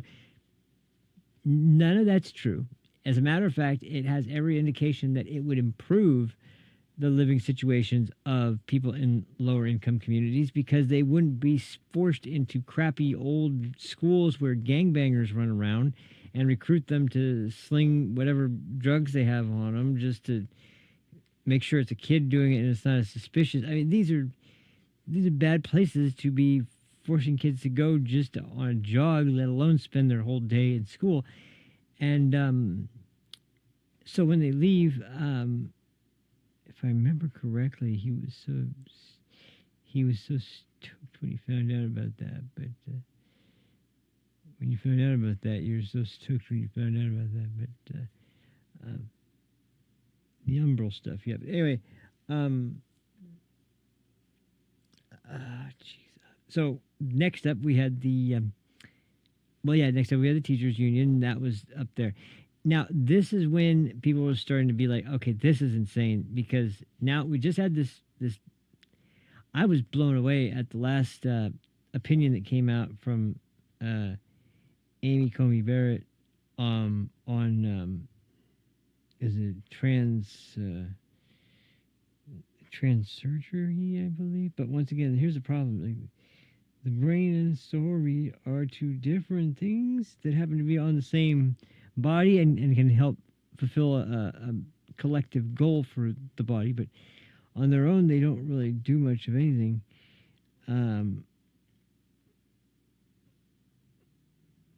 Man. Anyway, you find out that yeah, it's just gonna be one of those, I'm sure.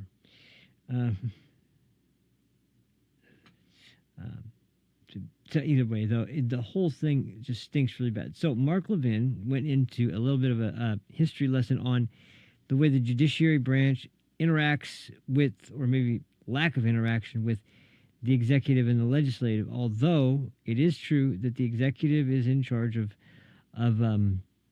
deciding on the budget that the company needs, and I guess if they get hungry enough, they'll want some food, but if they think it's something else or someone else, they'll just come bouncing out of here and never want to forget, who knows what happens. But here's, I did get, so here's the clip we'll start with. I'm going to put on this one because this is a really good look back at the original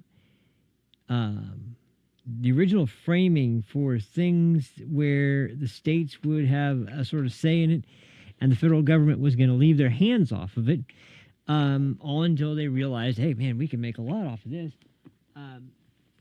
And so that's what they do, even at the expense of the kids of America, which is, of course, incredibly disgusting. But and then I have one last thing I'll show you that's kind of quick, but let's hear this argument, because I think this is important, and it's things like this that I think people on the right, even or even in the center, that recognize the necessity for things like this, for things like Doge, and you have leftists stirring up the most massive hissy fit. And I'll tell you right now, it has nothing to do with Doge itself or with Elon himself. It has to do with the companies he's looking at being involved in this kind of shady shit that only one person would know, or a handful of people would know, to keep it really secret, and somehow this guy knows.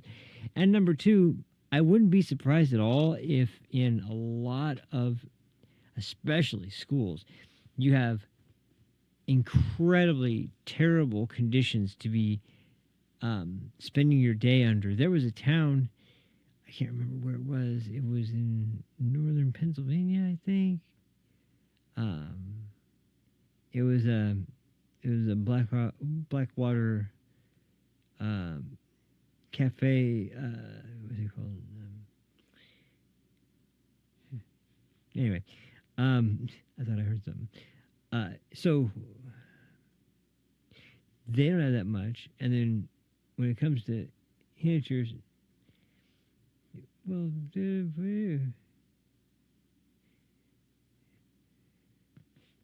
so anyway, that's the situation. Here we go with the one on the border, and of the role of the judiciary and what's been going on, and the most important part is right at the beginning, because we get a little excerpt from one of our friends in the Senate, the former king of the Senate, as a matter of fact, or excuse me, majority leader in the Senate, who we all love so much, Mr.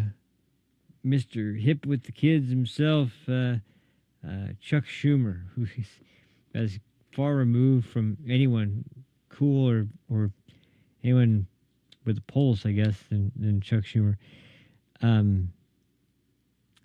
But like I said, Tunguska is gonna wait. It will be without a doubt the waste.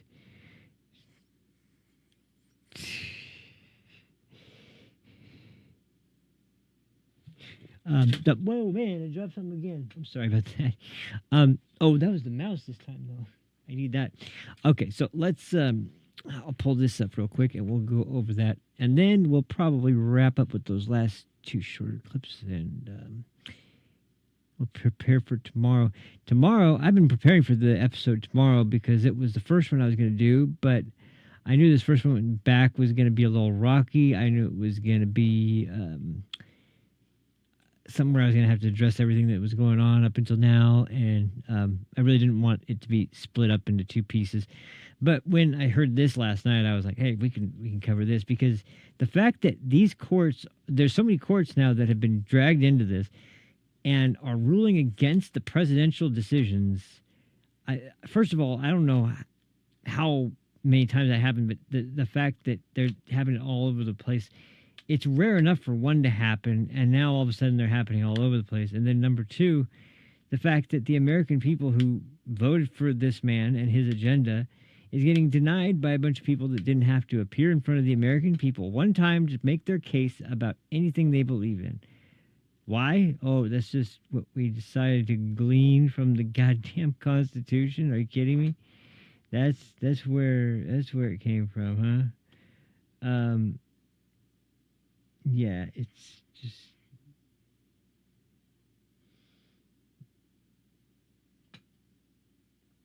But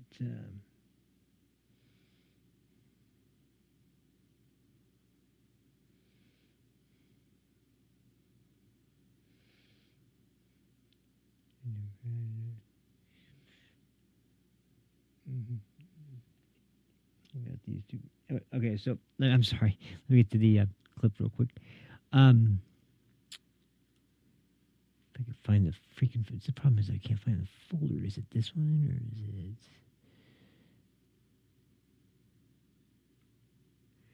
Ah, here we go. Okay. Oh wait. Yeah, no, it's here. Yeah.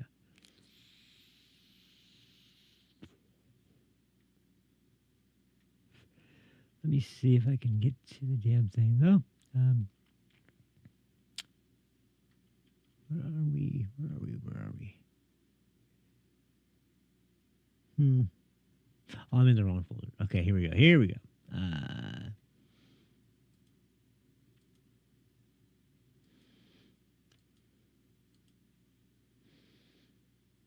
I can't read it. Here we go. There it is. And this should be it. As long as they're...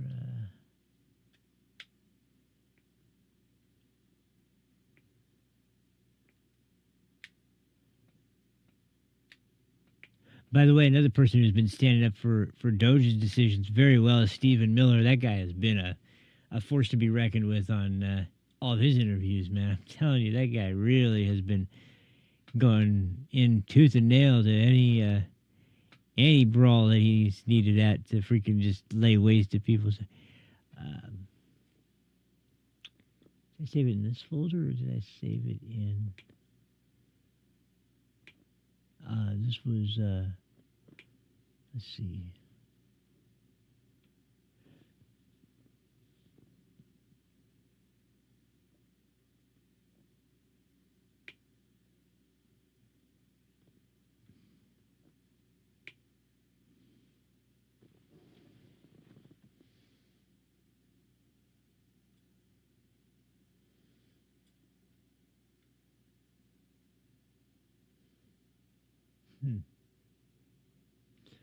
Okay, it must be in a different folder. I think it's in here.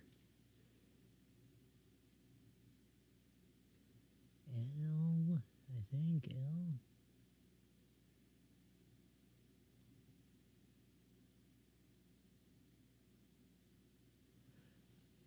I haven't cleaned out my videos in a long time, guys. Sorry. I should have done that for sure, but that was a bit of a screw up.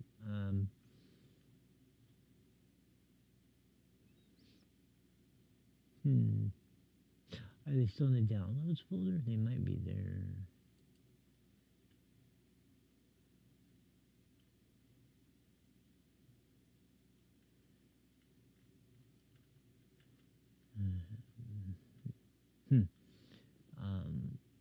So last time I made clips, did I make them for? Hold on, maybe I just left them in here.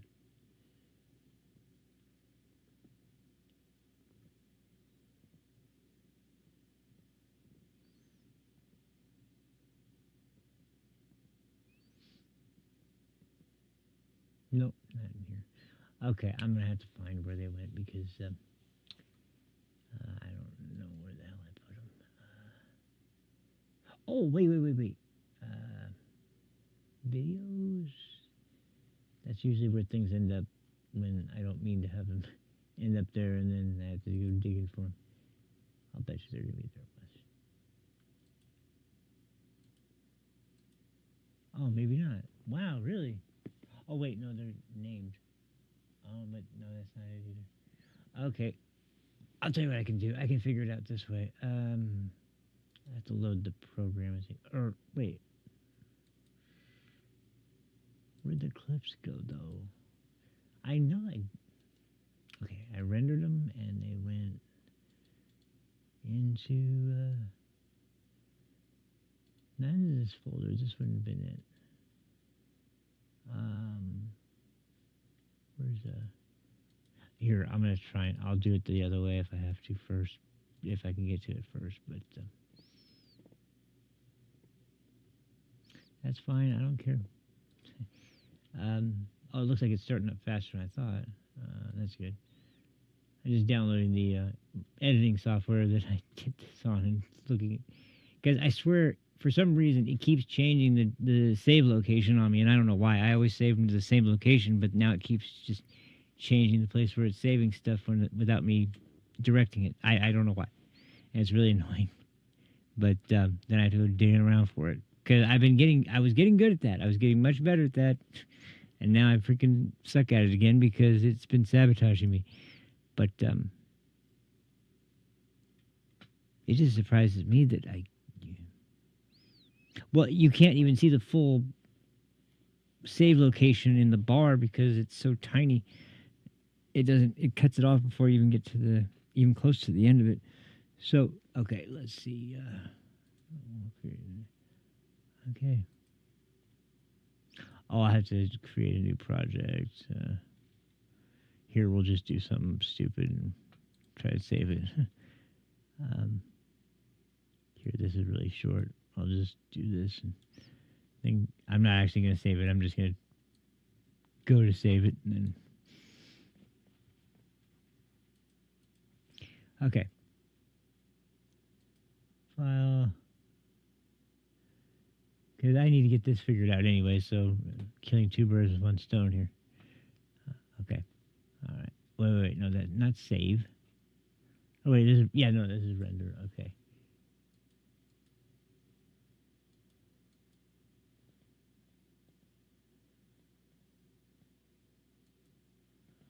That was where I thought it was. Okay, hang on. That doesn't make any sense. That was the place I was first, I swear. But I named them. I was looking for the name.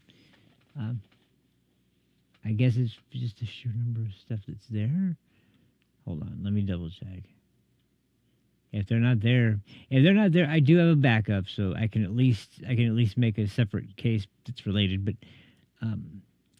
this is such a great overview. I really wanted to go over it. So,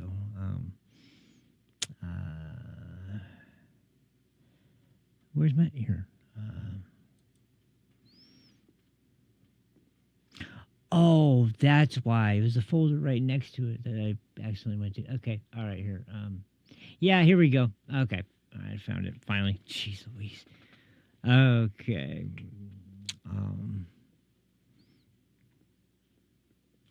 So, like I said, this is from Mark Levin's show last night. What's going on, Eddie Madison? The other evening. How you going? How and you it doing, tells man? you all you need to know about what the Democrat. Okay, there we go. Long time, man, long time. I've been just unfortunately going through a lot of stupid stuff, but I'm doing all right now. Finally, I think. I hope. Although I will admit, there's been a drought of good games lately. It's kind of sucked. Aside from a handful of stuff that has been really good. Stalker 2 is really good, by the way. I don't know if you played that, but man, that's been my one big lifeline at the moment. So let's see.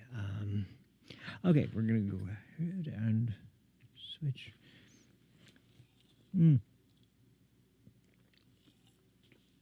And by the way, in case you didn't notice, everything's changed around in here. So there's another thing that happened while I was away. I did a lot of cleaning. So, well, kind of cleaning, part getting things out of the way, and still there's stuff to do. But nevertheless, I got that. So here we go. This clip is only about. It's only about 6.5 minutes, 7 minutes, yeah. So we'll play this one, and then I'll go ahead and show you. Well, I'll tell you when I'm about to play it, but it's a perfect follow up for the way this is laid out here. So so this is a great overview of what's happened, and this is something that, like I said before, this is something that that I was really seriously concerned about. And oh man, there's no hold on a second.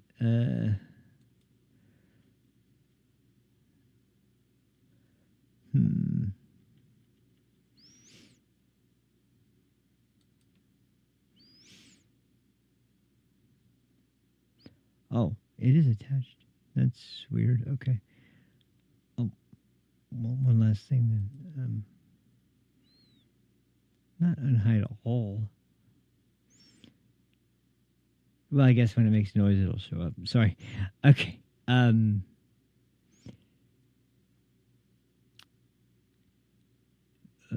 Yeah. I guess that's all I need to do for now. Okay. Let me close that, and there we go. All right. We'll play this clip. Oh, and like I was saying, I've been watching this happen for the last whole session of Congress, and seeing the people that pass through there, I mean, you'll know why there's a problem. But this, if you need it spelled out, this is a great way to do it. Or you weren't paying attention. This is where you'll see exactly what the problem is. So anyway, let's. Oh, it's on repeat. So there we go. Let's. Parties up to, what these judges are up to, and take a look. Any, then we'll expand on it. There isn't any audio from the. Okay, why'd that disappear? I guess I will have to unhide all. Okay, fine. Oops. That's really stupid, though, because there's a ton of them here. Okay.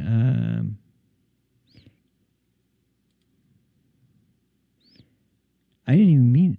why did the main desktop audio get hidden? That's stupid. Okay, well, either way. And I only have one microphone plugged in. I don't need two other ones, so... Sorry, I just trying to keep things neat. I haven't been successful, but there we go. Okay. Let me make sure. That's why that was looking so strange. Okay. All right, now I know why. Okay, here we go. Sorry, technical difficulties, but we're good. This clip from PBS the other evening, and it tells you all you need to know about what the Democrat Party's up to, what these judges are up to, and take a look, then we'll expand on it. Go. There are those who believe that we are, in real time, living through an assault on the constitutional order. Do you believe that we are in a constitutional crisis right now? So first of all, let me just get this out of the way. I'm getting so sick and tired of hearing that, because I'm sorry, weren't we in a constitutional crisis when, you know, our president just didn't believe in borders anymore and was letting everybody in? Wasn't that one? Or how about, you know, when the Federal Bureau of Investigation, you know, the most sophisticated and one of the most highly recognized, capable law enforcement agencies worldwide, is investigating its citizens for things like going to church or protesting transgender surgeries at a school board meeting. I think that's a little bit more of a constitutional crisis than Donald Trump and some executive order to deport a bunch of illegals back to their home country. Just saying, that's my opinion, but I think that most people would probably agree if they actually live here. But of course, old Chucky here, he doesn't see it that way, of course, and I'm sure this jackass doesn't either. So let's go ahead and listen to these morons continue to rub two brain cells together and make ridiculous sounds. Yes, our democracy is at course. risk because Donald Trump shows that he wishes to violate the laws in many, many different ways. The good news here is we did put 235 judges, progressive judges not under the control of Trump last year on the bench, and they are ruling against Trump time after time after time. And we hope that the appellate courts, when it gets up there in the Supreme Court, will uphold those rulings. They restored the money to NIH. Now, why is this important? Because Chuck Schumer, who was Majority Leader of the Senate, just confessed to everything I've been saying. That is a confession. We put progressives, a.k.a. American Marxists, a.k.a. people who do not believe in the Constitution, if you saw the show last night, people who are Hegelian, Marxist, who believe in judicial tyranny, who reject the vote of the people this last election. He just loaded up the judiciary with 235 of these radicals. That's what he just said. 235 progressives. That's how they self-identified 100 years ago. And today, we know what that means. Snow White, or so he didn't put people on the bench who are going to uphold the Constitution and their oath, who are going to interpret the Constitution and follow it, who are going to respect the Constitution, separation of powers, the authority of the president under Article 2.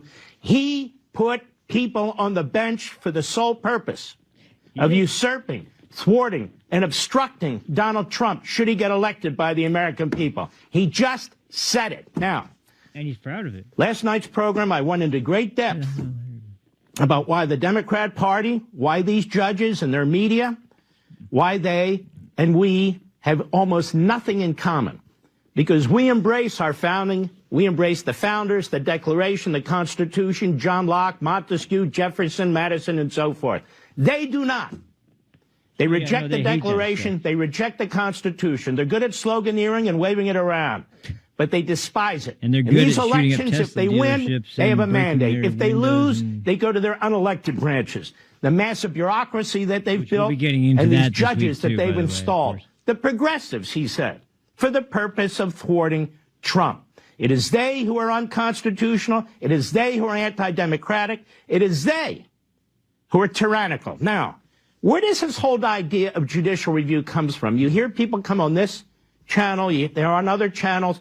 They blithely talk about judicial review. You have to honor judicial review. That's the role of the judges. I want to talk about this. As I wrote, the biggest myth about judges is that they're somehow imbued with greater insight, wisdom, and vision than the rest of us. That for some reason God Almighty has endowed on them superior judgment about justice. Which, by the way, you know, the last confirmation hearing on a Supreme Court nominee was so filled with wisdom, she couldn't even define what a woman was. So, you know, they are just overflowing with knowledge, obviously. You know, that's a given. But anyway, that's kind of fairness. But the truth is that judges are men and women with human imperfections and frailties. Some have been brilliant, principled, and moral. Others have been mentally impaired, venal, and even racists. And now we have these ideological bomb throwers that Schumer put on the bench.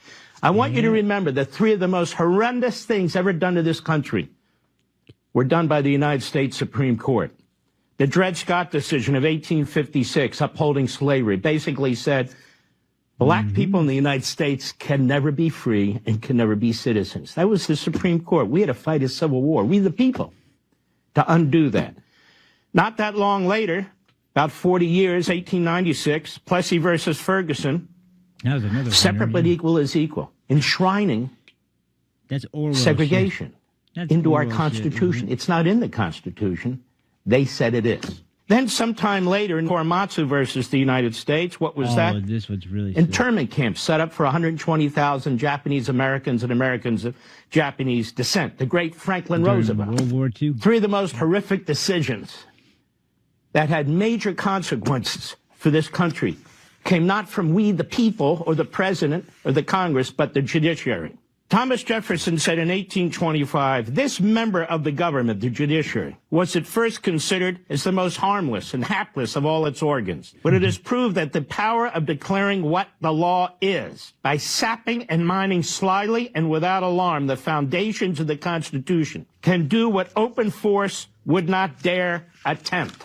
That's what you're seeing right now. Yep. A judicial oligarchy, a judicial tyranny, a counter-revolution to the American Revolution, trashing separation of powers, trashing the authority of the president. That's the biggest part. Donald Trump is defending Article 2, defending separation of powers, defending the Constitution. Speaking of Article 2, that's what he's doing. There was also a real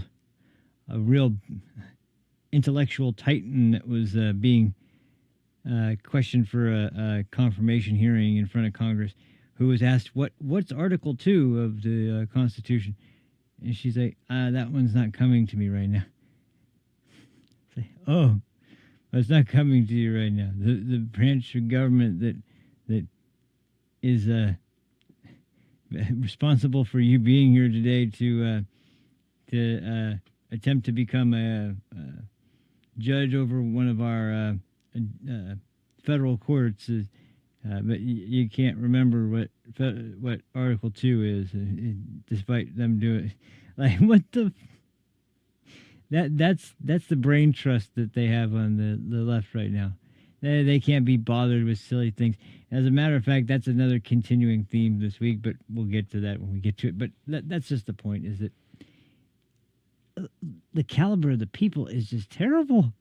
Like, who are they? Who the hell are these morons? And anyway, we'll go ahead and keep going. He's conducting himself and doing the ministerial tasks, the basic things that an executive is supposed to do. He was elected. They were not. He stood for election in front of the whole country. They didn't stand for election in front of anybody. They were nominated, got through a Democrat-controlled Senate, and there they sit with their 2 or 3 law clerks deciding who should stay, who should go, what's on our websites, and on and on and on. The framers would be disgusted The framers did not intend to grant general authority to the judiciary to rule on the constitutionality of legislative acts. This is really interesting, Madison actually. summed up the Constitution's take on judicial review this way.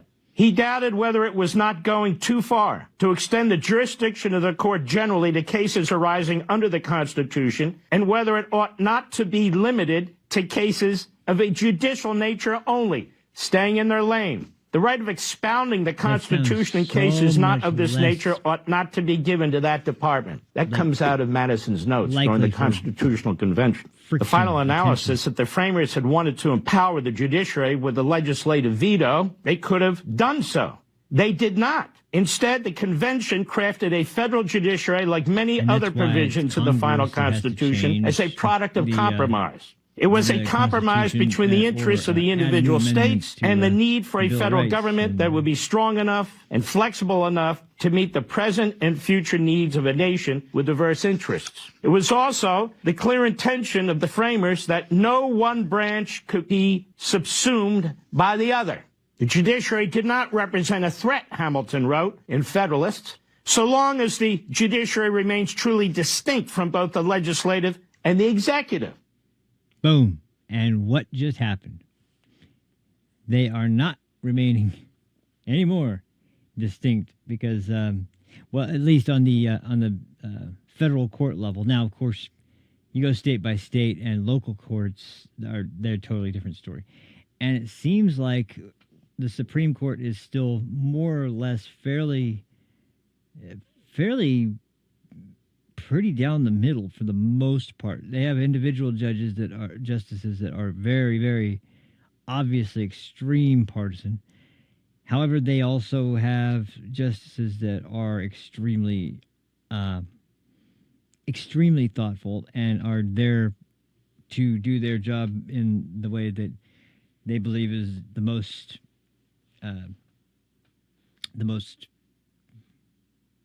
in alignment with the way the Constitution was framed, the Constitution was framed. But when you hear that whole scenario play out, that sounds so eerie because what I was getting at before is I saw those posters like months ago with the Democrat Party just after the election trying to basically reassure the public that don't worry, we still did good this session because in the Senate, even though we didn't have control in the House, in the Senate, we were able to confirm 234 separate new federal judges. And it's like, and they even frame it as, and those will all be standing in the way of Donald Trump issuing his agenda. It's like, so wait a minute, you're openly telling the American people that the president they just voted for, that they just voted for the agenda of, that they just supported nationwide, winning every swing state, winning the majority of the states, winning the majority of the people in the popular vote, which hasn't happened for 20 years for the Republican Party. What you're now saying is that even all that happening doesn't matter. What actually really matters is that we still have control over something that can wreck the president's day because we hate Donald Trump. That's essentially the core of the message, because at its core, that is basically the motivating factor for every single thing that stupid party does. They don't... You can't talk to a leftist on a news channel anymore, or some goddamn left-wing activist without hearing about how evil Donald Trump is. And here's the problem that really bugs me. Almost none of it is true. And the parts that are true are usually widely, or massively misrepresented to be something totally different. Or they're just flat out a lie. And it reminds me of the Russiagate scandal in the first place. That was the first real major thing that should have woken up the entire country to the fact that, look, if this party is willing to make up this whole scheme concocted by his political opponent in the election, by the way, not by not by somebody with a grudge, not somebody in law enforcement that's just an idiot, not someone who genuinely thought there was something there, but got it really wrong and was just overly ambitious. No, this was by his actual literal opponent in the election and her campaign and her closest advisors and most senior staff for her ridiculous presidential run. And I'm not talking about Kamala Harris. I'm talking about the dragon lady with no fucking heart that we all know so well, Hillary Clinton, who we all know the story now. Essentially, and if you don't, a quick overview would be that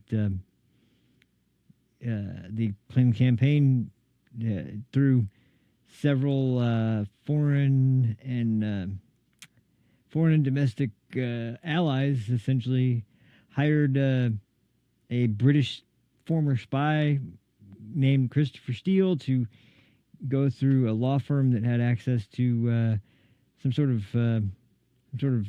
cell data information or something to make it look like Donald Trump was in Moscow, and then the story became he was going meeting prostitutes, and then the story became he was getting peed on by prostitutes, and then the story became like. And I just heard this today from Dan Bongino as I was. It was an older episode, of course, because I remember the episode, but it's like because I obviously I've never met Donald Trump, but they were saying that how Donald Trump is this huge germaphobe and he's got no problem like while he's standing right in front of you after he shakes your hand, reaching out for somebody to give him a little hand sanitizer and clean his hands off. That's how how big of a germaphobe he is. You're telling me that guy was in Moscow getting peed on by hookers and that was just totally fine, but and the worst part of the whole thing is that the last time I heard from Christopher Steele was in an interview on, I think, 60 Minutes, where the ridiculous quote-unquote reporter was asking him, so you think that the truth and evidence of that will come out at some point? And he said, yes, I'm fairly confident it will. Wait, what? You're fairly confident what will come out? You made the whole thing up, asshole. It's mind-blowing. But just to give you guys an idea, because I don't think it's...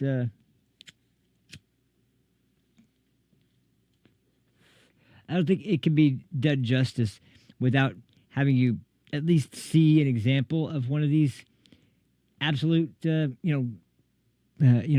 that are just, we got to have them on the bench. I mean, how will our judiciary survive without talent like this?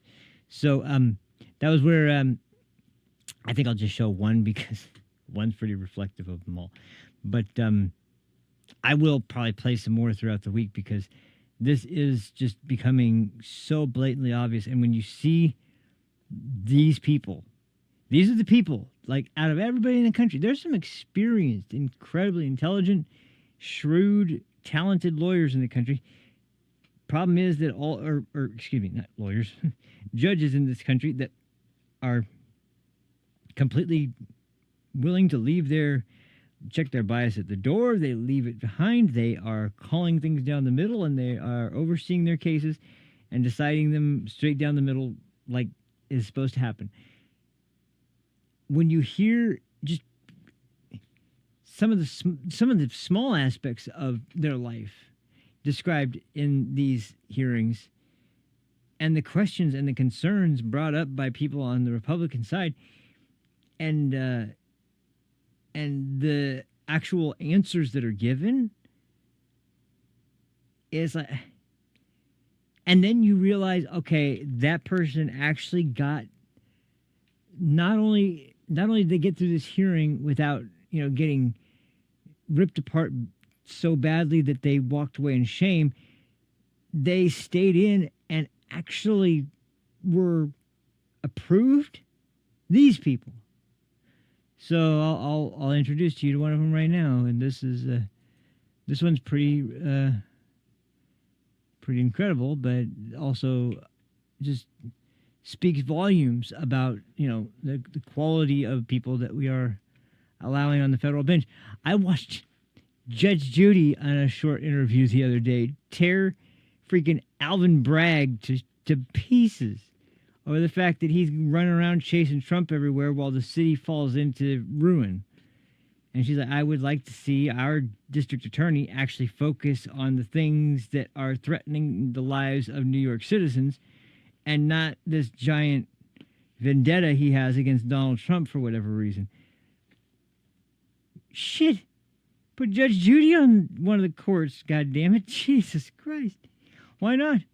Sounds a lot more based and grounded than anybody I heard Democrats. But they don't want that. They don't want that. They want people that are like that jerk off Judge Merchan, who's like let's bend all the rules in favor of the prosecution and make sure that Donald Trump is found guilty, because our whole goal is to call him a convicted felon, so it makes it look like we won something. And I don't know what they won other than losing the election. But anyway, let's go ahead and highlight this one today, and I'll be bringing you more as the week goes on, because I'm looking for one in particular, and you'll see why when I can find. I know it's there. I've seen it several times. I should have got it when I found it, but I was trying to decide which ones would be the best, and I should have just said this one's perfect. But I remembered other ones, and some of them weren't as good as I remembered, and some of them were, but. Anyway, that's beside the point. Anyway, this one's still good though. This one is another one. I remember this lady, and I remember how many excuses she had, and how ridiculously difficult someone would have it if they were having to defend this, and they had a brain, and she doesn't have a brain, so she's already lost the fight when it started.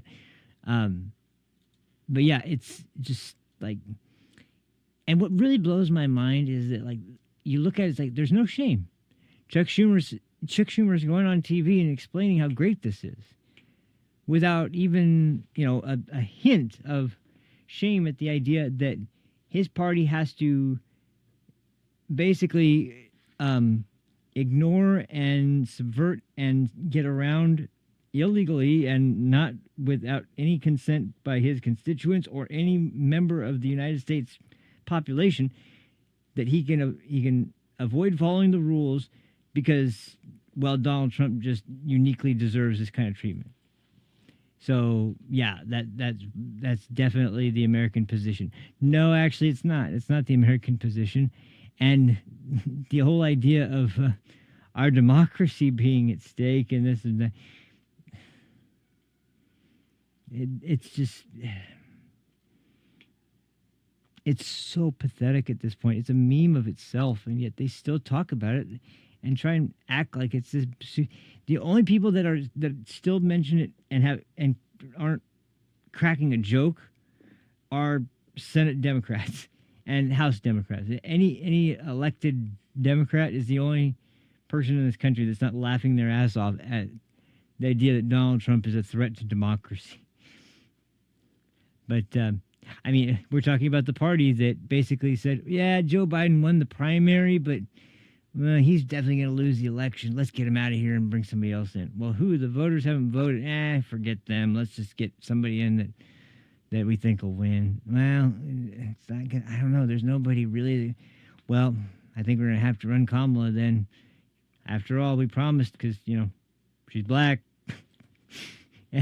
Which, actually, she's not. And if you disbelieve me on that one, I'm telling you, listen to Candace Owens' deep dive on this. It's crazy. It's absolutely crazy how much she's able to find out about Kamala Harris's actual biological family. It's insane. But she really finds all of the deep lore, and man, I mean, I guess there's a chance that maybe somewhere in the family's history, someone had some kind of encounter with someone of African or black descent somewhere, but like the idea that her family was a part black family is like her dad was white and her mom was Indian. So wait, where's the black? which, by the way, his dad was actually her dad. I don't even want to say it. I don't even want to. That's enough. That's enough. But my point's just that, like, once again, I actually saw this the other day too. I know this one's in downloads. Because Conor McGregor came to the White House, and I'm gonna be talking about this for sure this week too. What he was talking about, because I know the situation in Europe is bad right now. It's like it's really bad, and it's gotten to the point of how bad it is because of the concern people feel when they speak out against someone from the Islamic community. They're immediately going to be named Islamophobic and have their lives threatened, and you know, it's just like how in the hell does the society that was able to, you know, overcome so many challenges and come out as the undisputed superpower in the region of, and in our case in America, the world's superpower, and we end up imploding based on ludicrous ideas like men can give birth. Like, how does that happen? Do you just grow so complacent that, like, apathy runs the day every day, or what? Like, I just don't. I don't know. I don't know what kind of hubris actually causes it, but man, it's got to run so deep, and it's got to be really profound to be able to be that successful. So, okay, I think I found the clip there. Let me see here. So, like I said, this is and bear in mind when I show you this clip, this woman was approved, and I don't know where she sits, but she does sit on a federal bench somewhere, and is deciding cases today. So, yeah, that is mind blowing. It's so hard to wrap your head around. Yeah, this is it. Yeah, okay. Just making sure it was the right lady. That's all. Right, okay. So this is who we're talking about here. You ready? We on the right thing? Nope. There we go. Okay.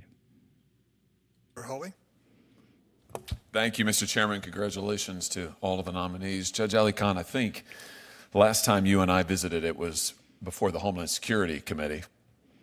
And I asked you a number of questions there, you, including some for the record, you answered those, which I appreciated. One question that I ask you, and I ask every nominee actually on that committee and this one, is whether or not the nominee has ever litigated against a religious liberty claim. Usually the answer to that's no. In your case, you answered yes, and you listed 1, 2, 3, 4, 5 different cases over a period of years, actually, in which you have litigated against individuals or churches' religious liberty claims. So let's just talk about a few of those, if we could. Let's start with some of your work during COVID. Case you list here, Capitol Hill Baptist Church versus Bowser. Do you remember that case? Yes, Senator. You remember working on that Muriel case? Bowser is the mayor this of was Washington, D.C. a case involving the district's lockdown policies that shut down churches in the district. Is that correct? It concerned litigation over provision of the lockdown policies. The policies restricted all types of activity in the district. All types of activity in the district? Yes, Senator. Did it restrict mass protests in the district? Well, it restricted activities that one normally expected, including work, going to stores. It also did include these provisions that were challenged concerning churches. So it exempted unusual or unlikely activities that's in the statute, that's in the ordinance? When the mayor was enacting these orders at the outset of the pandemic, I think she was trying to be as comprehensive as she could, and the order did restrict a number of daily activities of district residents. But it exempted mass protests? I don't believe it said anything one way or another. Can you point me to the text where it exempted mass protests? I don't believe it said anything one way or another. Of course it didn't, because it didn't exempt mass protests, right? You know that. I think it was silent on the issue because I don't believe it was contemplated by the mayor's office. Ah, so you think that mass protests should be in a different category than religious observances? Is that your position? Of course. I think if there were protests on the book, then the mayor might have thought about that when she was enacting the COVID-19 restrictions. But I think she was trying to protect public health. So you think it's fine to say to religious people that they are prohibited from gathering outside, wearing a mask, socially distanced. They can't do it. But by the way, that is exactly what the churches offered during that time period because they wanted to hold services so badly. And bear in mind, I'm not particularly overly religious. I've talked about that on the show. I'm not atheist, but I'm someone who's more of a I say I'm agnostic. I don't know. I think maybe more of a mystic or something with a little bit more of a leaning towards faith in some form. However, regardless, I have no issue with people of any faith that want to practice it, unless that faith includes, beheading or throwing gay people off buildings. I kind of have a problem with that one, but I don't have any problem with people gathering in a park. And if they want to have their service by doing it outdoors with masks to make sure they're complying with your ridiculous lockdown garbage, and that's not enough. I mean, like, can you spell tyranny? It blows my mind. And Donald Trump is the authoritarian one. Go to hell. if you want to come and protest, defund the police, if you want to support that, that's fine. You can gather en masse, person to person, close up, thousands of people. That's okay. That discrimination's okay. That was your position? Senator, that is not my position. It was your position. It's what you argued. I did not write these orders. What I said. You defended it in court, and you just articulated to me what I take to be your position. They always do this. What I was doing in the Capitol Hill Baptist Church was defending the mayor, my client, against a constitutional challenge to one aspect of the COVID-19 restrictions. We understood that strict scrutiny applies. How did that case go for you? We lost that case. Why? It was found that the restrictions did not meet the standard of strict scrutiny. Meaning they were unconstitutional. Meaning that they did not survive strict scrutiny. And it's a matter of public record reiterate. that the District of Columbia did not appeal that decision. Why? Why were they struck down? Excuse me, Senator? Why were the restrictions that you defended struck down as discriminatory? Why were they? She doesn't want to say it. She just Because does they not did want to not say it. satisfy. Why didn't they? The court concluded that there were restrictions that were not neutral of general applicability. Yeah. That's legalese. Why didn't they? Why didn't they on the facts? You know the facts. You were a good lawyer. Why'd you lose? We lost because applying the strict scrutiny test, the court concluded that the restrictions were not narrowly tailored to serve a compelling governmental interest. Because? Senator. Oh, come on, Judge. Don't make me do this. Do you want me to go through it for you? You lost because Mayor Bowser was going to mass protests herself personally. That's the other problem. With thousands of people celebrating them. By the way, which is fine. We have the First Amendment in the United States. I want to be clear. That is totally fine. You want to protest? Go for it. I think that's totally fine. As long as you're that not, wasn't the problem here. Fiery, but at the same time peaceful, she was doing that, she was prohibiting churches, religious people, from gathering socially distanced outside wearing masks. And the district court said, you can't do that. That's discrimination. You can't separate people out based on their ideological beliefs or their positions. See, the problem you is can't do that, right? Isn't that what the district court said? The district court said that do you agree with that? Can be discriminated against, and they can't do for that. those reasons, right? Why are you fighting me on this? I can't figure this out. I am not fighting you, Senator. So yes, you agree. That's what the district court said. That was what the district court concluded. Do you think they got it right? The district court get it right? The district court, we did not appeal that decision. I think that district court decision is consistent with rulings that we got from the Supreme Court clarifying the application of the religious test to COVID-19 restrictions in Tandon and the Brooklyn Archdiocese. My time's almost expired, and I know other senators want to ask questions, so let me just very quickly here. Do you think it's wrong to discriminate on the basis of religious faith? Absolutely, Senator. Why did you argue that religious services, religious people pose a greater risk of infection than people gathered to argue for defunding the police? I was representing my client. The mayor and consulting epidemiologists had issued orders that she thought were going to protect public health. It was my role to defend those as a Why did you make that argument? This seems like a strange argument to me, that religious people are somehow, more infectious than folks who have other ideological positions? I don't get it. My understanding was the nature of singing and other things epidemiologists thought could transmit COVID See, they at a just higher You rate. didn't put any Anything scientific they had evidence to on the do. record for it? To justify the Senator, those were position fast-moving cases, and they weren't going to full briefing and full summary judgment with a record. That's not what the district court said. The district court course said not. that you engaged in, and your client engaged in, and you defended discrimination on the basis of religious belief, that you offered no scientific evidence for it, that you pressed these arguments over and over and over without any foundation. Frankly, I'm disappointed that you made those arguments. You can choose what arguments to make. I'm disappointed you made those arguments. I'm disappointed you persisted in defending them here today. And for that reason, among others, I will not support your nomination. Thank you, Mr. Chairman. But guess what? She's still going to go through.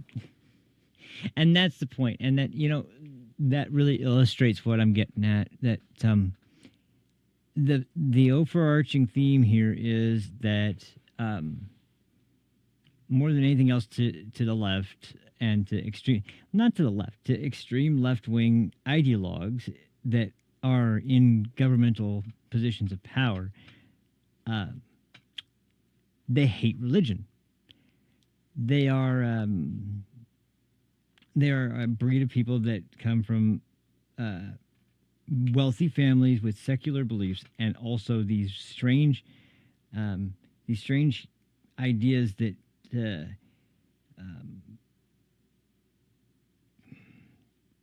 just demonstrate you're a good person all the time. The problem is that they always do that just so coincidentally when there's cameras rolling or someone's around to capture it. Because when you catch these people in their daily lives, they're anything but giving or charitable or kind or anything like that. It's all a charade to secure some sort of manipulative power or some sort of moral stance that they think will resonate with the population. The problem, though, is that once again, like you think back to COVID and you think of all the things. How many children were put out of school for who knows how long and experienced learning loss and experienced more depression, more anxiety, more different mental illnesses across the board? How much suicide rates went up? How much, it was an incredibly detrimental time to the country, and they still can't just admit that it was too far.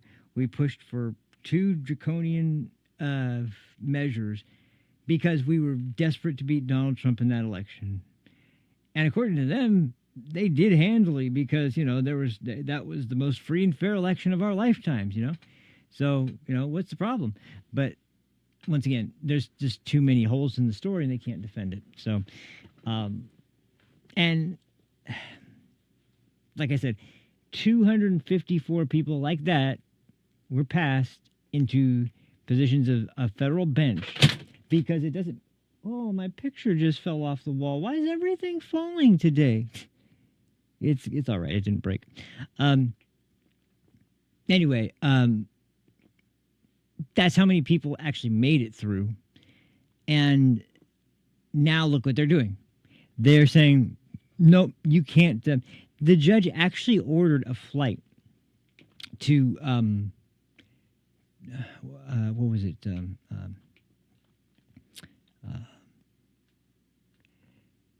El Salvador to be turned around and brought back to the United States with criminals on board, to be brought back in and have them released back into the community. And thank God that Trump and also, if you know, was it president or is it? I think it's president of El Salvador. I forget the title of their elected leader. I think but Bukele. That dude is, talk about a wizard with freaking, El Salvador was the most dangerous country on earth, and he is, during his term, has managed to bring crime rates down so drastically that they're nowhere near the top murder rate or the most dangerous country anymore. And that is wild. That's a country that MS-13 originated from. That's a country that had been embroiled in civil war for decades, and it's now like this country where the people were like, we've had it, we've had enough of it. And I'm so happy for the people of that country. But man, is that like a rare sight to see that a country can course correct like that, because usually it doesn't happen like that. Usually it just continues to descend until the country is either gone or it has to be, it has to be taken up into international discussions by, neighboring countries, who's going to do what to split up the land or whatever.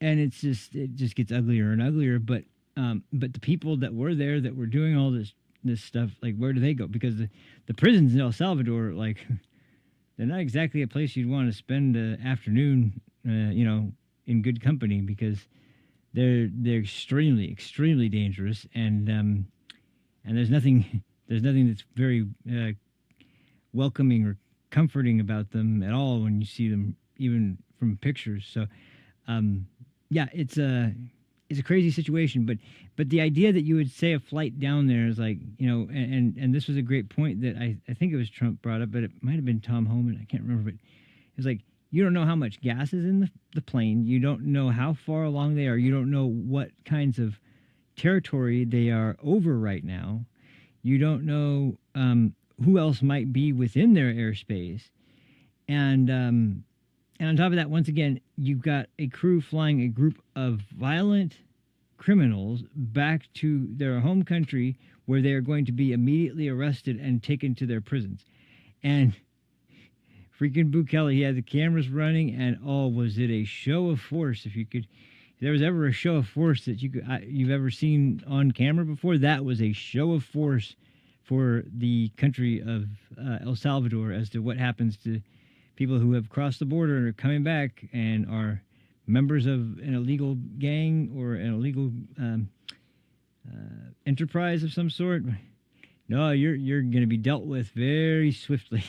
And it was a huge win for El Salvador. But more importantly, Donald Trump was like, no, we're not turning a plane around because a federal judge says no, we can't deport illegals from our country. And the same thing, once again, when it comes to the UK, and there are problems there with immigration, mostly from places in the Islamic world, where people are finally. I heard about this like 4 or 5 years ago, the rape gangs, and everybody's probably familiar, at least at this point in some way, by the Cologne rape. The Cologne mass rape event in was that Cologne, Germany, everybody is probably pretty aware of that. Imagine that groups like that are operating in the country and aren't just doing it one night. They're finding ways to do it, every week, every day.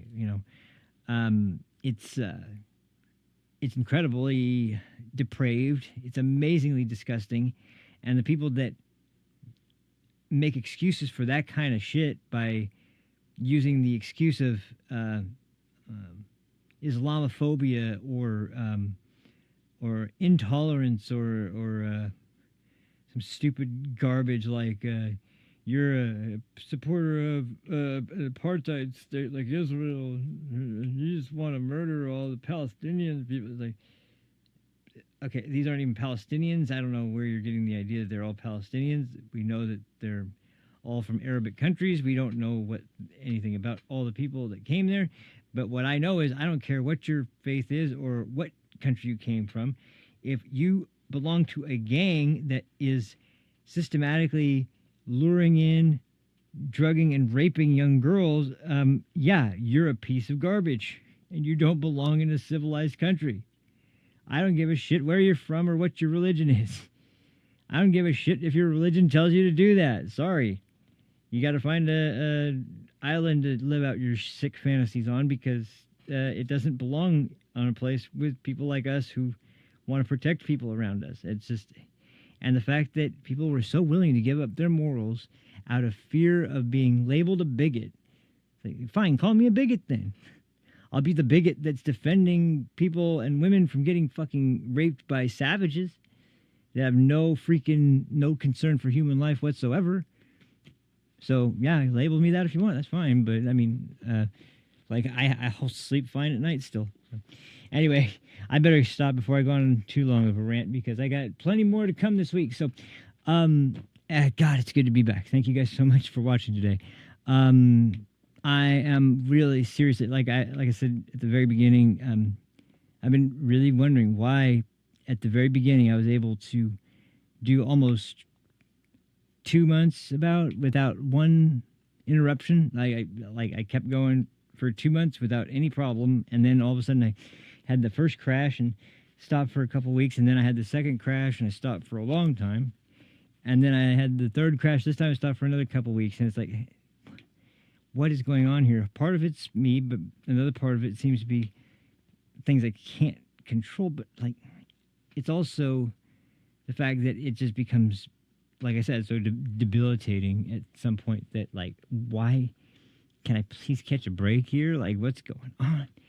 But at this point, I've got it in my head like that I want to have another shot at showing that I can keep this up, and because once again, you know, I've looked at the numbers on some of the stuff on Rumble and on YouTube, and I was, once again, in the grand scheme of things, these aren't like massive numbers, but compared to anything I've ever done, especially solo, oh man, it's like